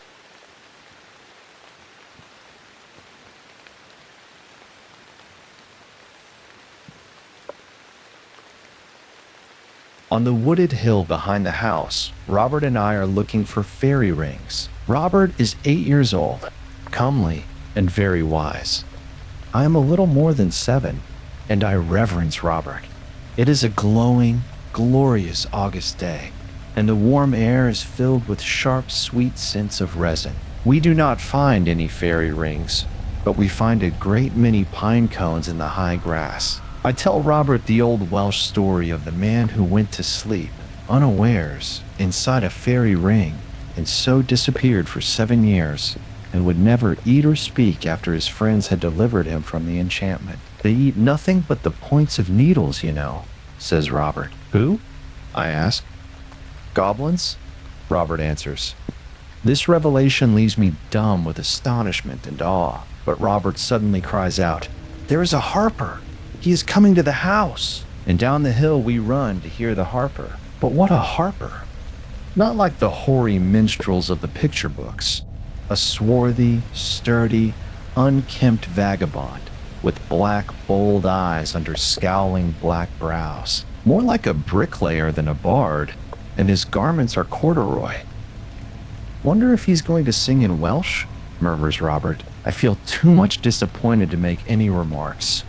The harper poses his harp, a huge instrument, upon our doorstep, sets all the strings ringing with a sweep of his grimy fingers, clears his throat with a sort of angry growl, and begins. Believe me, if all those endearing young charms, which I gaze on so fondly today, the accent, the attitude, the voice, all fill me with repulsion unutterable, shock me with a new sensation of formidable vulgarity. I want to cry out loud, "You have no right to sing that song," for I have heard it sung by the lips of the dearest and fairest being in my little world, and that this rude, coarse man should dare to sing it vexes me like a mockery, angers me like an insolence, but only for a moment.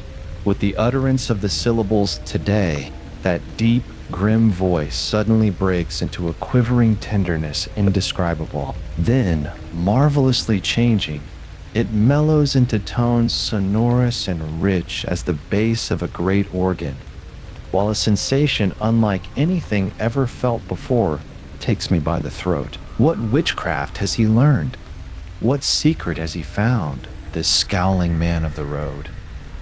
Oh, is there anybody else in the whole world who can sing like that? And the form of the singer flickers and dims, and the house, and the lawn, and all visible shapes of things tremble and swim before me. Yet instinctively, I fear that man. I almost hate him, and I feel myself flushing with anger and shame because of his power to move me thus. He made you cry, Robert compassionately observes, to my further confusion, as the harper strides away, richer by a gift of sixpence taken without thanks. But I think he must be a gypsy. Gypsies are bad people, and they are wizards. Let us go back to the wood. We climb again to the pines, and there squat down upon the sun-flecked grass, and look over town and sea. But we do not play as before. The spell of the wizard is strong upon us both. Perhaps he is a goblin, I venture at last. Or a fairy? No, says Robert, only a gypsy. But that is nearly as bad. They steal children, you know. What shall we do if he comes up here? I gasp, in sudden terror at the lonesomeness of our situation. Oh, he wouldn't dare, answers Robert. Not by daylight, you know. Only yesterday, near the village of Takata, I noticed a flower which the Japanese call by nearly the same name as we do, Hi-Mawari, the sunward turning. And over the space of 40 years there thrilled back to me the voice of that wandering harper, as the sunflower turns on her god when he sets, the same look that she turned when he rose. Again I saw the sun-flecked shadows on that far Welsh hill, and Robert for a moment again stood beside me, with his girl's face and his curls of gold. We were looking for fairy rings, but all that existed of the real Robert must long ago have suffered a sea change into something rich and strange. Greater love hath no man than this, that a man lay down his life.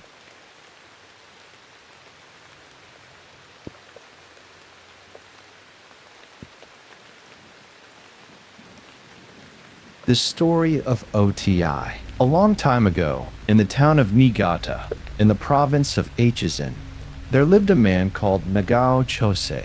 Nagao was the son of a physician and was educated for his father's profession.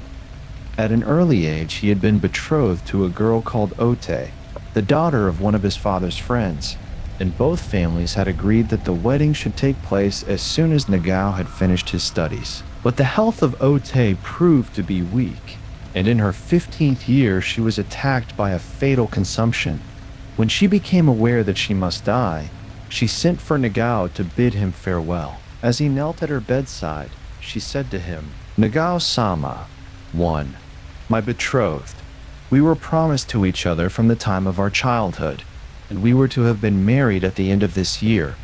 But now I am going to die. The gods know what is best for us. If I were able to live for some years longer, I could only continue to be a cause of trouble and grief for others. With this frail body, I could not be a good wife, and therefore, even to wish to live for your sake would be a very selfish wish. I am quite resigned to die, and I want you to promise that you will not grieve. Besides, I want to tell you that I think we shall meet again. Indeed, we shall meet again," Nagao answered earnestly. "And in that pure land, too, there will be no pain of separation." "Nay, nay," she responded softly. "I meant not the pure land. I believe that we are destined to meet again in this world, although I shall be buried tomorrow." Nagao looked at her wonderingly and saw her smile at his wonder. She continued in her gentle, dreamy voice, "Yes, I mean in this world, in your own present life, Nagao-sama, providing indeed that you wish it. Only for this thing to happen, I must again be born a girl and grow up to womanhood. So you would have to wait. 15, 16 years? That is a long time.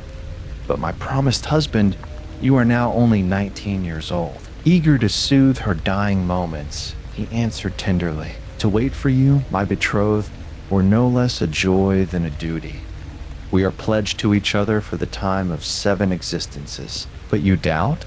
she questioned, watching his face. "My dear one," he answered, "I doubt whether I should be able to know you in another body, under another name, unless you can tell me of a sign or token." "That I cannot do," she said. "Only the gods and the Buddhas know how and where we shall meet. But I am sure, very, very sure, that if you be not unwilling to receive me, I shall be able to come back to you. Remember these words of mine." She ceased to speak, and her eyes closed. She was dead. Nagao had been sincerely attached to O-Tei, and his grief was deep. He had a mortuary tablet made, inscribed with her Zokumyo, and he placed the tablet in his gore Utsudan Men, and every day set offerings before it. He thought a great deal about the strange things that O-Tei had said to him just before her death, and in the hope of pleasing her spirit, he wrote a solemn promise to wed her if she could ever return to him in another body. This written promise he sealed with his seal, and placed in the Butsudan beside the mortuary tablet of O-Tei. Nevertheless, as Nagao was an only son, it was necessary that he should marry. He soon found himself obliged to yield to the wishes of his family and to accept a wife of his father's choosing. After his marriage, he continued to set offerings before the tablet of O-Tei, and he never failed to remember her with affection. But by degrees, her image became dim in his memory, like a dream that is hard to recall. And the years went by. During those years, many misfortunes came upon him. He lost his parents by death, then his wife and his only child, so that he found himself alone in the world. He abandoned his desolate home and set out upon a long journey in the hope of forgetting his sorrows. One day, in the course of his travels, he arrived at Ikao, a mountain village still famed for its thermal springs and for the beautiful scenery of its neighborhood. In the village inn at which he stopped, a young girl came to wait upon him, and at the first sight of her face, he felt his heart leap as it had never leaped before. So strangely did she resemble O-Tei that he pinched himself to make sure that he was not dreaming. As she went and came, bringing fire and food, or arranging the chamber of the guest, her every attitude and motion revived in him some gracious memory of the girl to whom he had been pledged in his youth. He spoke to her, and she responded in a soft, clear voice, of which the sweetness saddened him with the sadness of other days. Then, in great wonder, he questioned her, saying, "Elder sister 3, so much do you look like a person whom I knew long ago, that I was startled when you first entered this room. Pardon me, therefore, for asking what is your native place and what is your name?" Immediately, and in the unforgotten voice of the dead, she thus made answer, "My name is O-Tei, and you are Nagao Chosei of Ichigo, my promised husband. 17 years ago, I died in Niigata. Then you made in writing a promise to marry me if ever I could come back to this world in the body of a woman. And you sealed that written promise with your seal and put it in the Butsudan Ungur beside the tablet inscribed with my name, and therefore I came back." As she uttered these last words, she fell unconscious. Nagao married her, and the marriage was a happy one. But at no time afterwards could she remember what she had told him in answer to his question at Ikao. Neither could she remember anything of her previous existence. The recollection of the former birth, mysteriously kindled in the moment of that meeting, had again become obscured, and so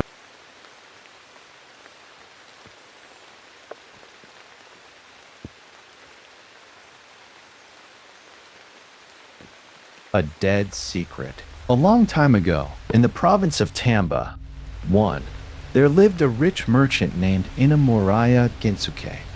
He had a daughter called Osono. As she was very clever and pretty, he thought it would be a pity to let her grow up with only such teaching as the country teachers could give her. So he sent her, in care of some trusty attendants, to Kyoto, that she might be trained in the polite accomplishments taught to the ladies of the capital. After she had thus been educated, she was married to a friend of her father's family, a merchant named Nagaraya, and she lived happily with him for nearly 4 years.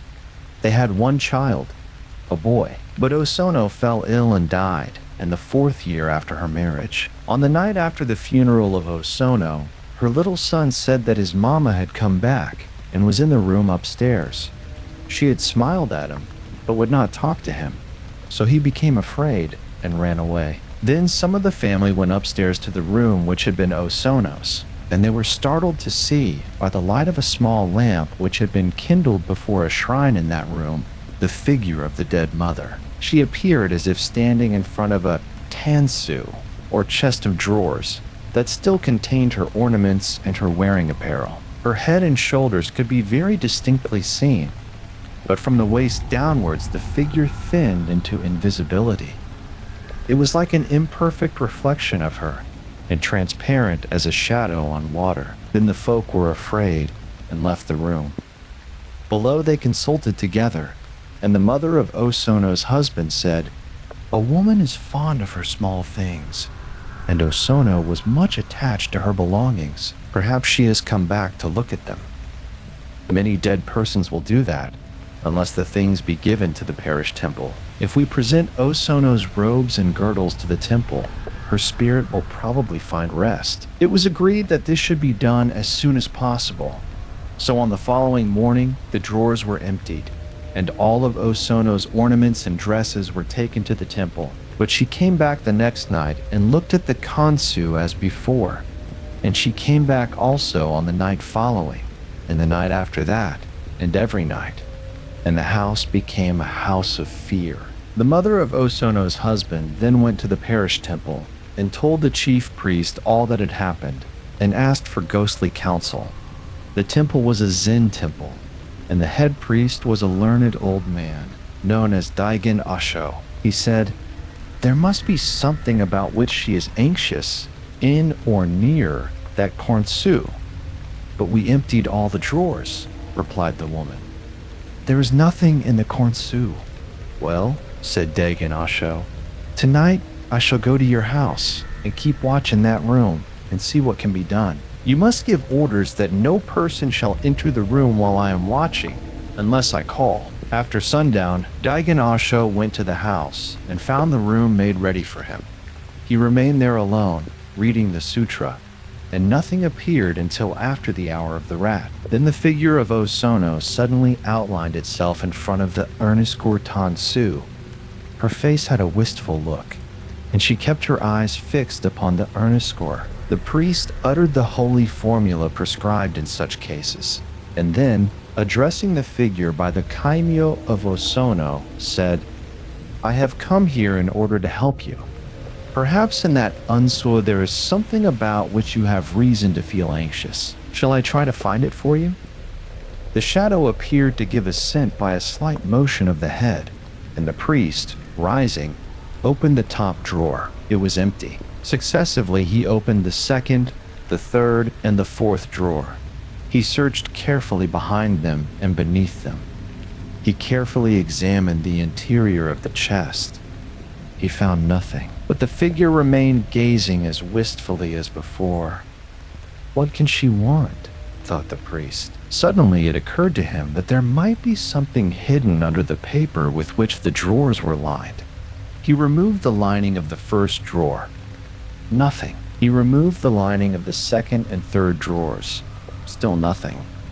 But under the lining of the lowermost drawer he found a letter. "Is this the thing about which you have been troubled?" he asked. The shadow of the woman turned toward him, her faint gaze fixed upon the letter. "Shall I burn it for you?" he asked. She bowed before him. "It shall be burned in the temple this very morning," he promised, "and no one shall read it except myself." The figure smiled and vanished. Dawn was breaking as the priest descended the stairs to find the family waiting anxiously below. "Do not be anxious," he said to them. "She will not appear again," and she never did. The letter was burned. It was a love letter written to Osono in the time of her studies at Kyoto, but the priest alone knew what was in it. And this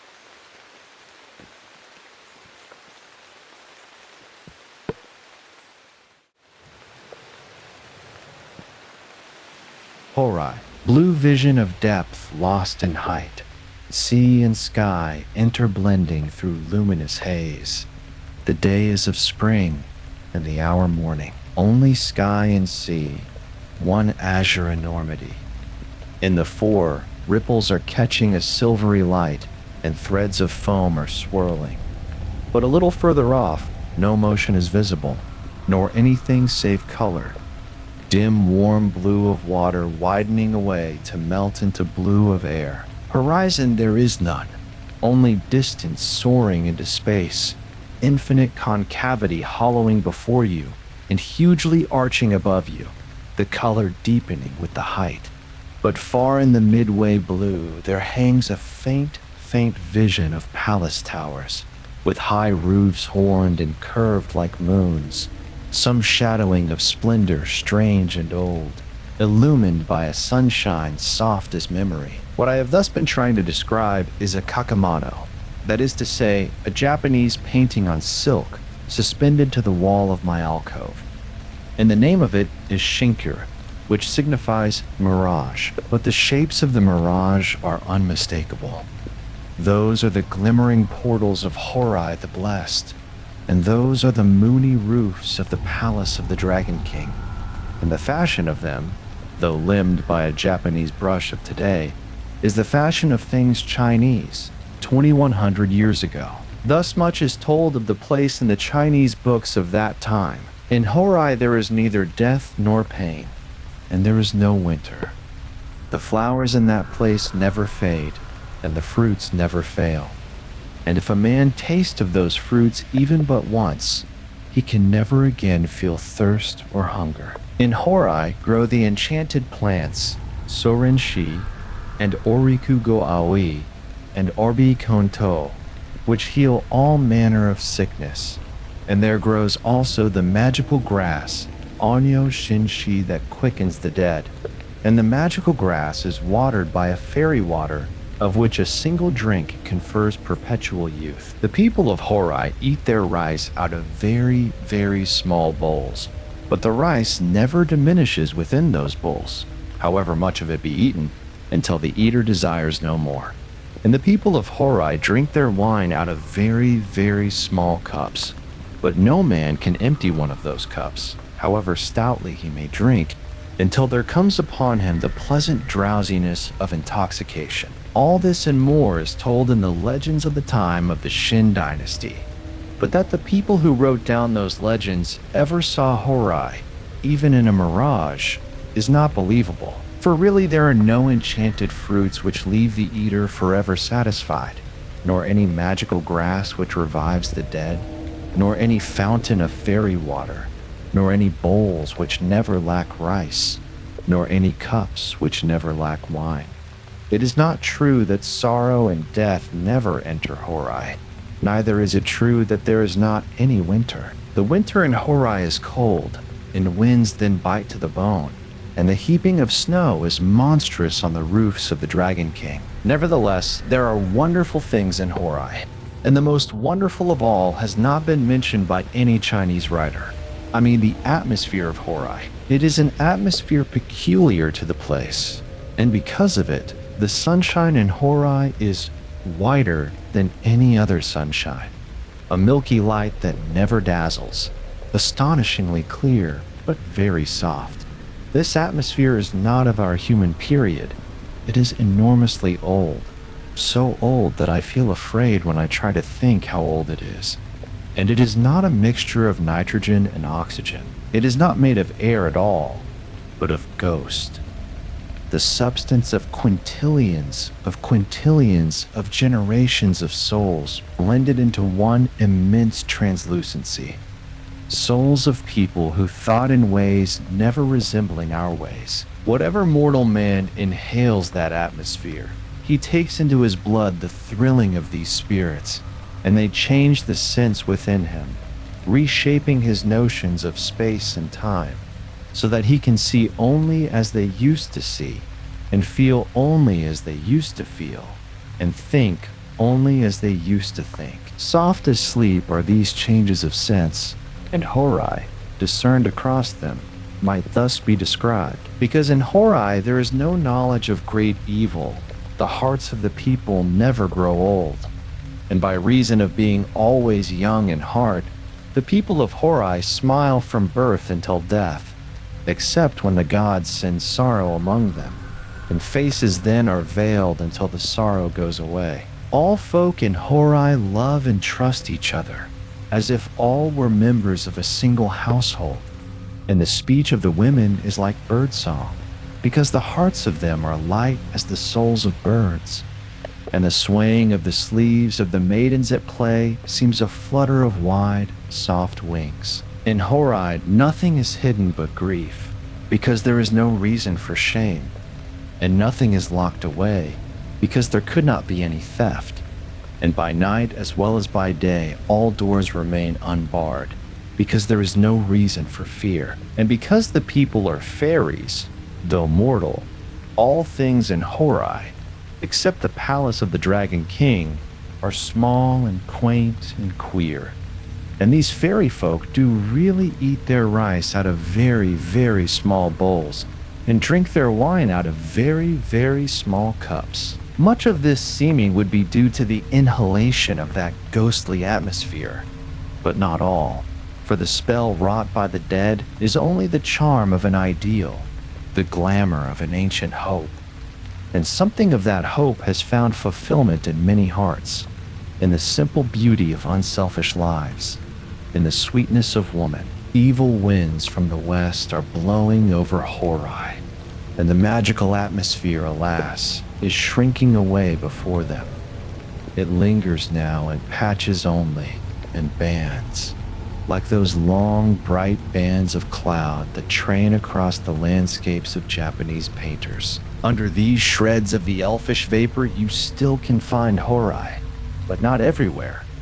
Remember that Hōrai is also called Shinkiro, which signifies mirage, the vision of the intangible. And the vision is fading, never again to appear, save in pictures and poems.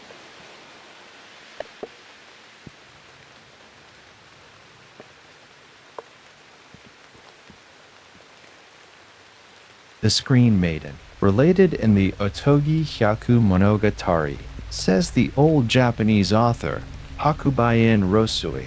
In Chinese and in Japanese books, there are related many stories, both of ancient and of modern times, about pictures that were so beautiful as to exercise a magical influence upon the beholder.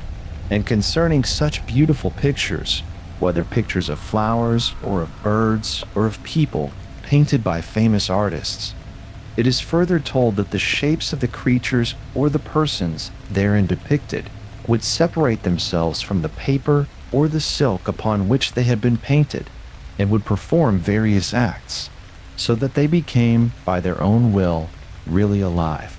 We shall not now repeat any of the stories of this class which have been known to everybody from ancient times. But even in modern times, the fame of the pictures painted by Hishigawa Kichibei, Hishigawa's portraits, has become widespread in the land. He died in the 18th year of Kyoho, 1733. The painter to whom he refers, better known to collectors as Hishigawa Kichibei Moronobu, flourished during the latter part of the 17th century. Beginning his career as a dyer's apprentice, he won his reputation as an artist about 1680, when he may be said to have founded the ukiyo-e school of illustration. Hishigawa was especially a delineator of what are called furyu, elegant manners, the aspects of life among the upper classes of society. He then proceeds to relate the following story about one of the so-called portraits. There was a young scholar of Kyoto whose name was Toki. He used to live in the street called Muromachi. One evening, while on his way home after a visit, his attention was attracted by an old single-leaf screen, exposed for sale before the shop of a dealer in second-hand goods. It was only a paper-covered screen, but there was painted upon it the full-length figure of a girl, which caught the young man's fancy. The price asked was very small. Tokei bought the screen and took it home with him. When he looked again at the screen, in the solitude of his own room, the picture seemed to him much more beautiful than before. Apparently, it was a real likeness, the portrait of a girl 15 or 16 years old, and every little detail in the painting of the hair, eyes, eyelashes, mouth, had been executed with a delicacy and a truth beyond praise. The menagerie unscores seemed like a lotus blossom courting favor. The lips were like the smile of a red flower. The whole young face was inexpressibly sweet. If the real girl so portrayed had been equally lovely, no man could have looked upon her without losing his heart. And Take believed that she must have been thus lovely, for the figure seemed alive, ready to reply to anybody who might speak to it. Also written, Megiri SS, the exterior canthus of the eye.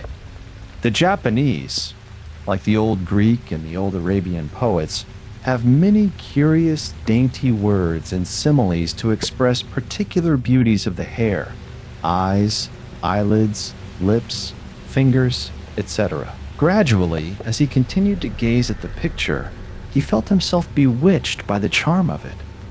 Can there really have been in this world, he murmured to himself, so delicious a creature? How gladly would I give my life, nay, 1,000 years of life, to hold her in my arms even for a moment. The Japanese author says, for a few seconds. In short, he became enamored of the picture, so much enamored of it as to feel that he never could love any woman except the person whom it represented. Yet that person, if still alive, could no longer resemble the painting. Perhaps she had been buried long before he was born. Day by day, nevertheless, this hopeless passion grew upon him. He could not eat. He could not sleep. Neither could he occupy his mind with those studies which had formerly delighted him. He would sit for hours before the picture, talking to it, neglecting or forgetting everything else. And at last he fell sick. So sick that he believed himself going to die. Now, among the friends of Tokei, there was one venerable scholar who knew many strange things about old pictures and about young hearts. This aged scholar, hearing of Tokei's illness, came to visit him and saw the screen and understood what had happened. Then Tokei, being questioned, confessed everything to his friend and declared, "If I cannot find such a woman, I shall die." The old man said, "That picture was painted by Hishigawa Kichibei, painted from life. The person whom it represented is not now in the world, but it is said that Hishigawa Kichibei painted her mind as well as her form, and that her spirit lives in the picture. So, I think that you can win her." Tokei half rose from his bed and stared eagerly at the speaker. "You must give her a name," the old man continued, "and you must sit before her picture every day and keep your thoughts constantly fixed upon her and call her gently by the name which you have given her until she answers you." "Answers me?"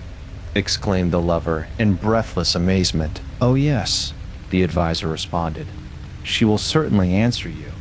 But you must be ready when she answers you to present her with what I am going to tell you." "I will give her my life," cried Tokei. "No," said the old man. "You will present her with a cup of wine that has been bought at 100 different wine shops.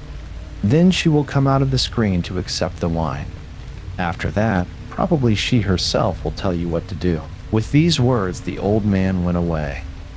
His advice aroused Tokei from despair. At once he seated himself before the picture and called it by the name of a girl, what name the Japanese narrator has forgotten to tell us, over and over again, very tenderly. That day it made no answer, nor the next day, nor the next. But Tokei did not lose faith or patience, and after many days, it suddenly one evening answered to its name. "Hi." "Yes." Then quickly, some of the wine from 100 different wine shops was poured out and reverentially presented in a little cup. And the girl stepped from the screen and walked upon the matting of the room, and knelt to take the cup from Tokei's hand, asking, with a delicious smile, "How could you love me so much?" Says the Japanese narrator, "She was much more beautiful than the picture, beautiful to the tips of her fingernails, beautiful also in heart and temper, lovelier than anybody else in the world." What answer Takai made to her question is not recorded. It will have to be imagined. "But will you not soon get tired of me?" she asked. "Never while I live," he protested. "And after?" she persisted. For the Japanese bride is not satisfied with love for one lifetime only. "Let us pledge ourselves to each other," he entreated, "for the time of 7 existences. If you are ever unkind to me," she said, "I will go back to the screen." They pledged each other. I suppose that Toki was a good boy, for his bride never returned to the screen. The space that she had occupied upon it remained a blank, exclaims the Japanese author. How very seldom do such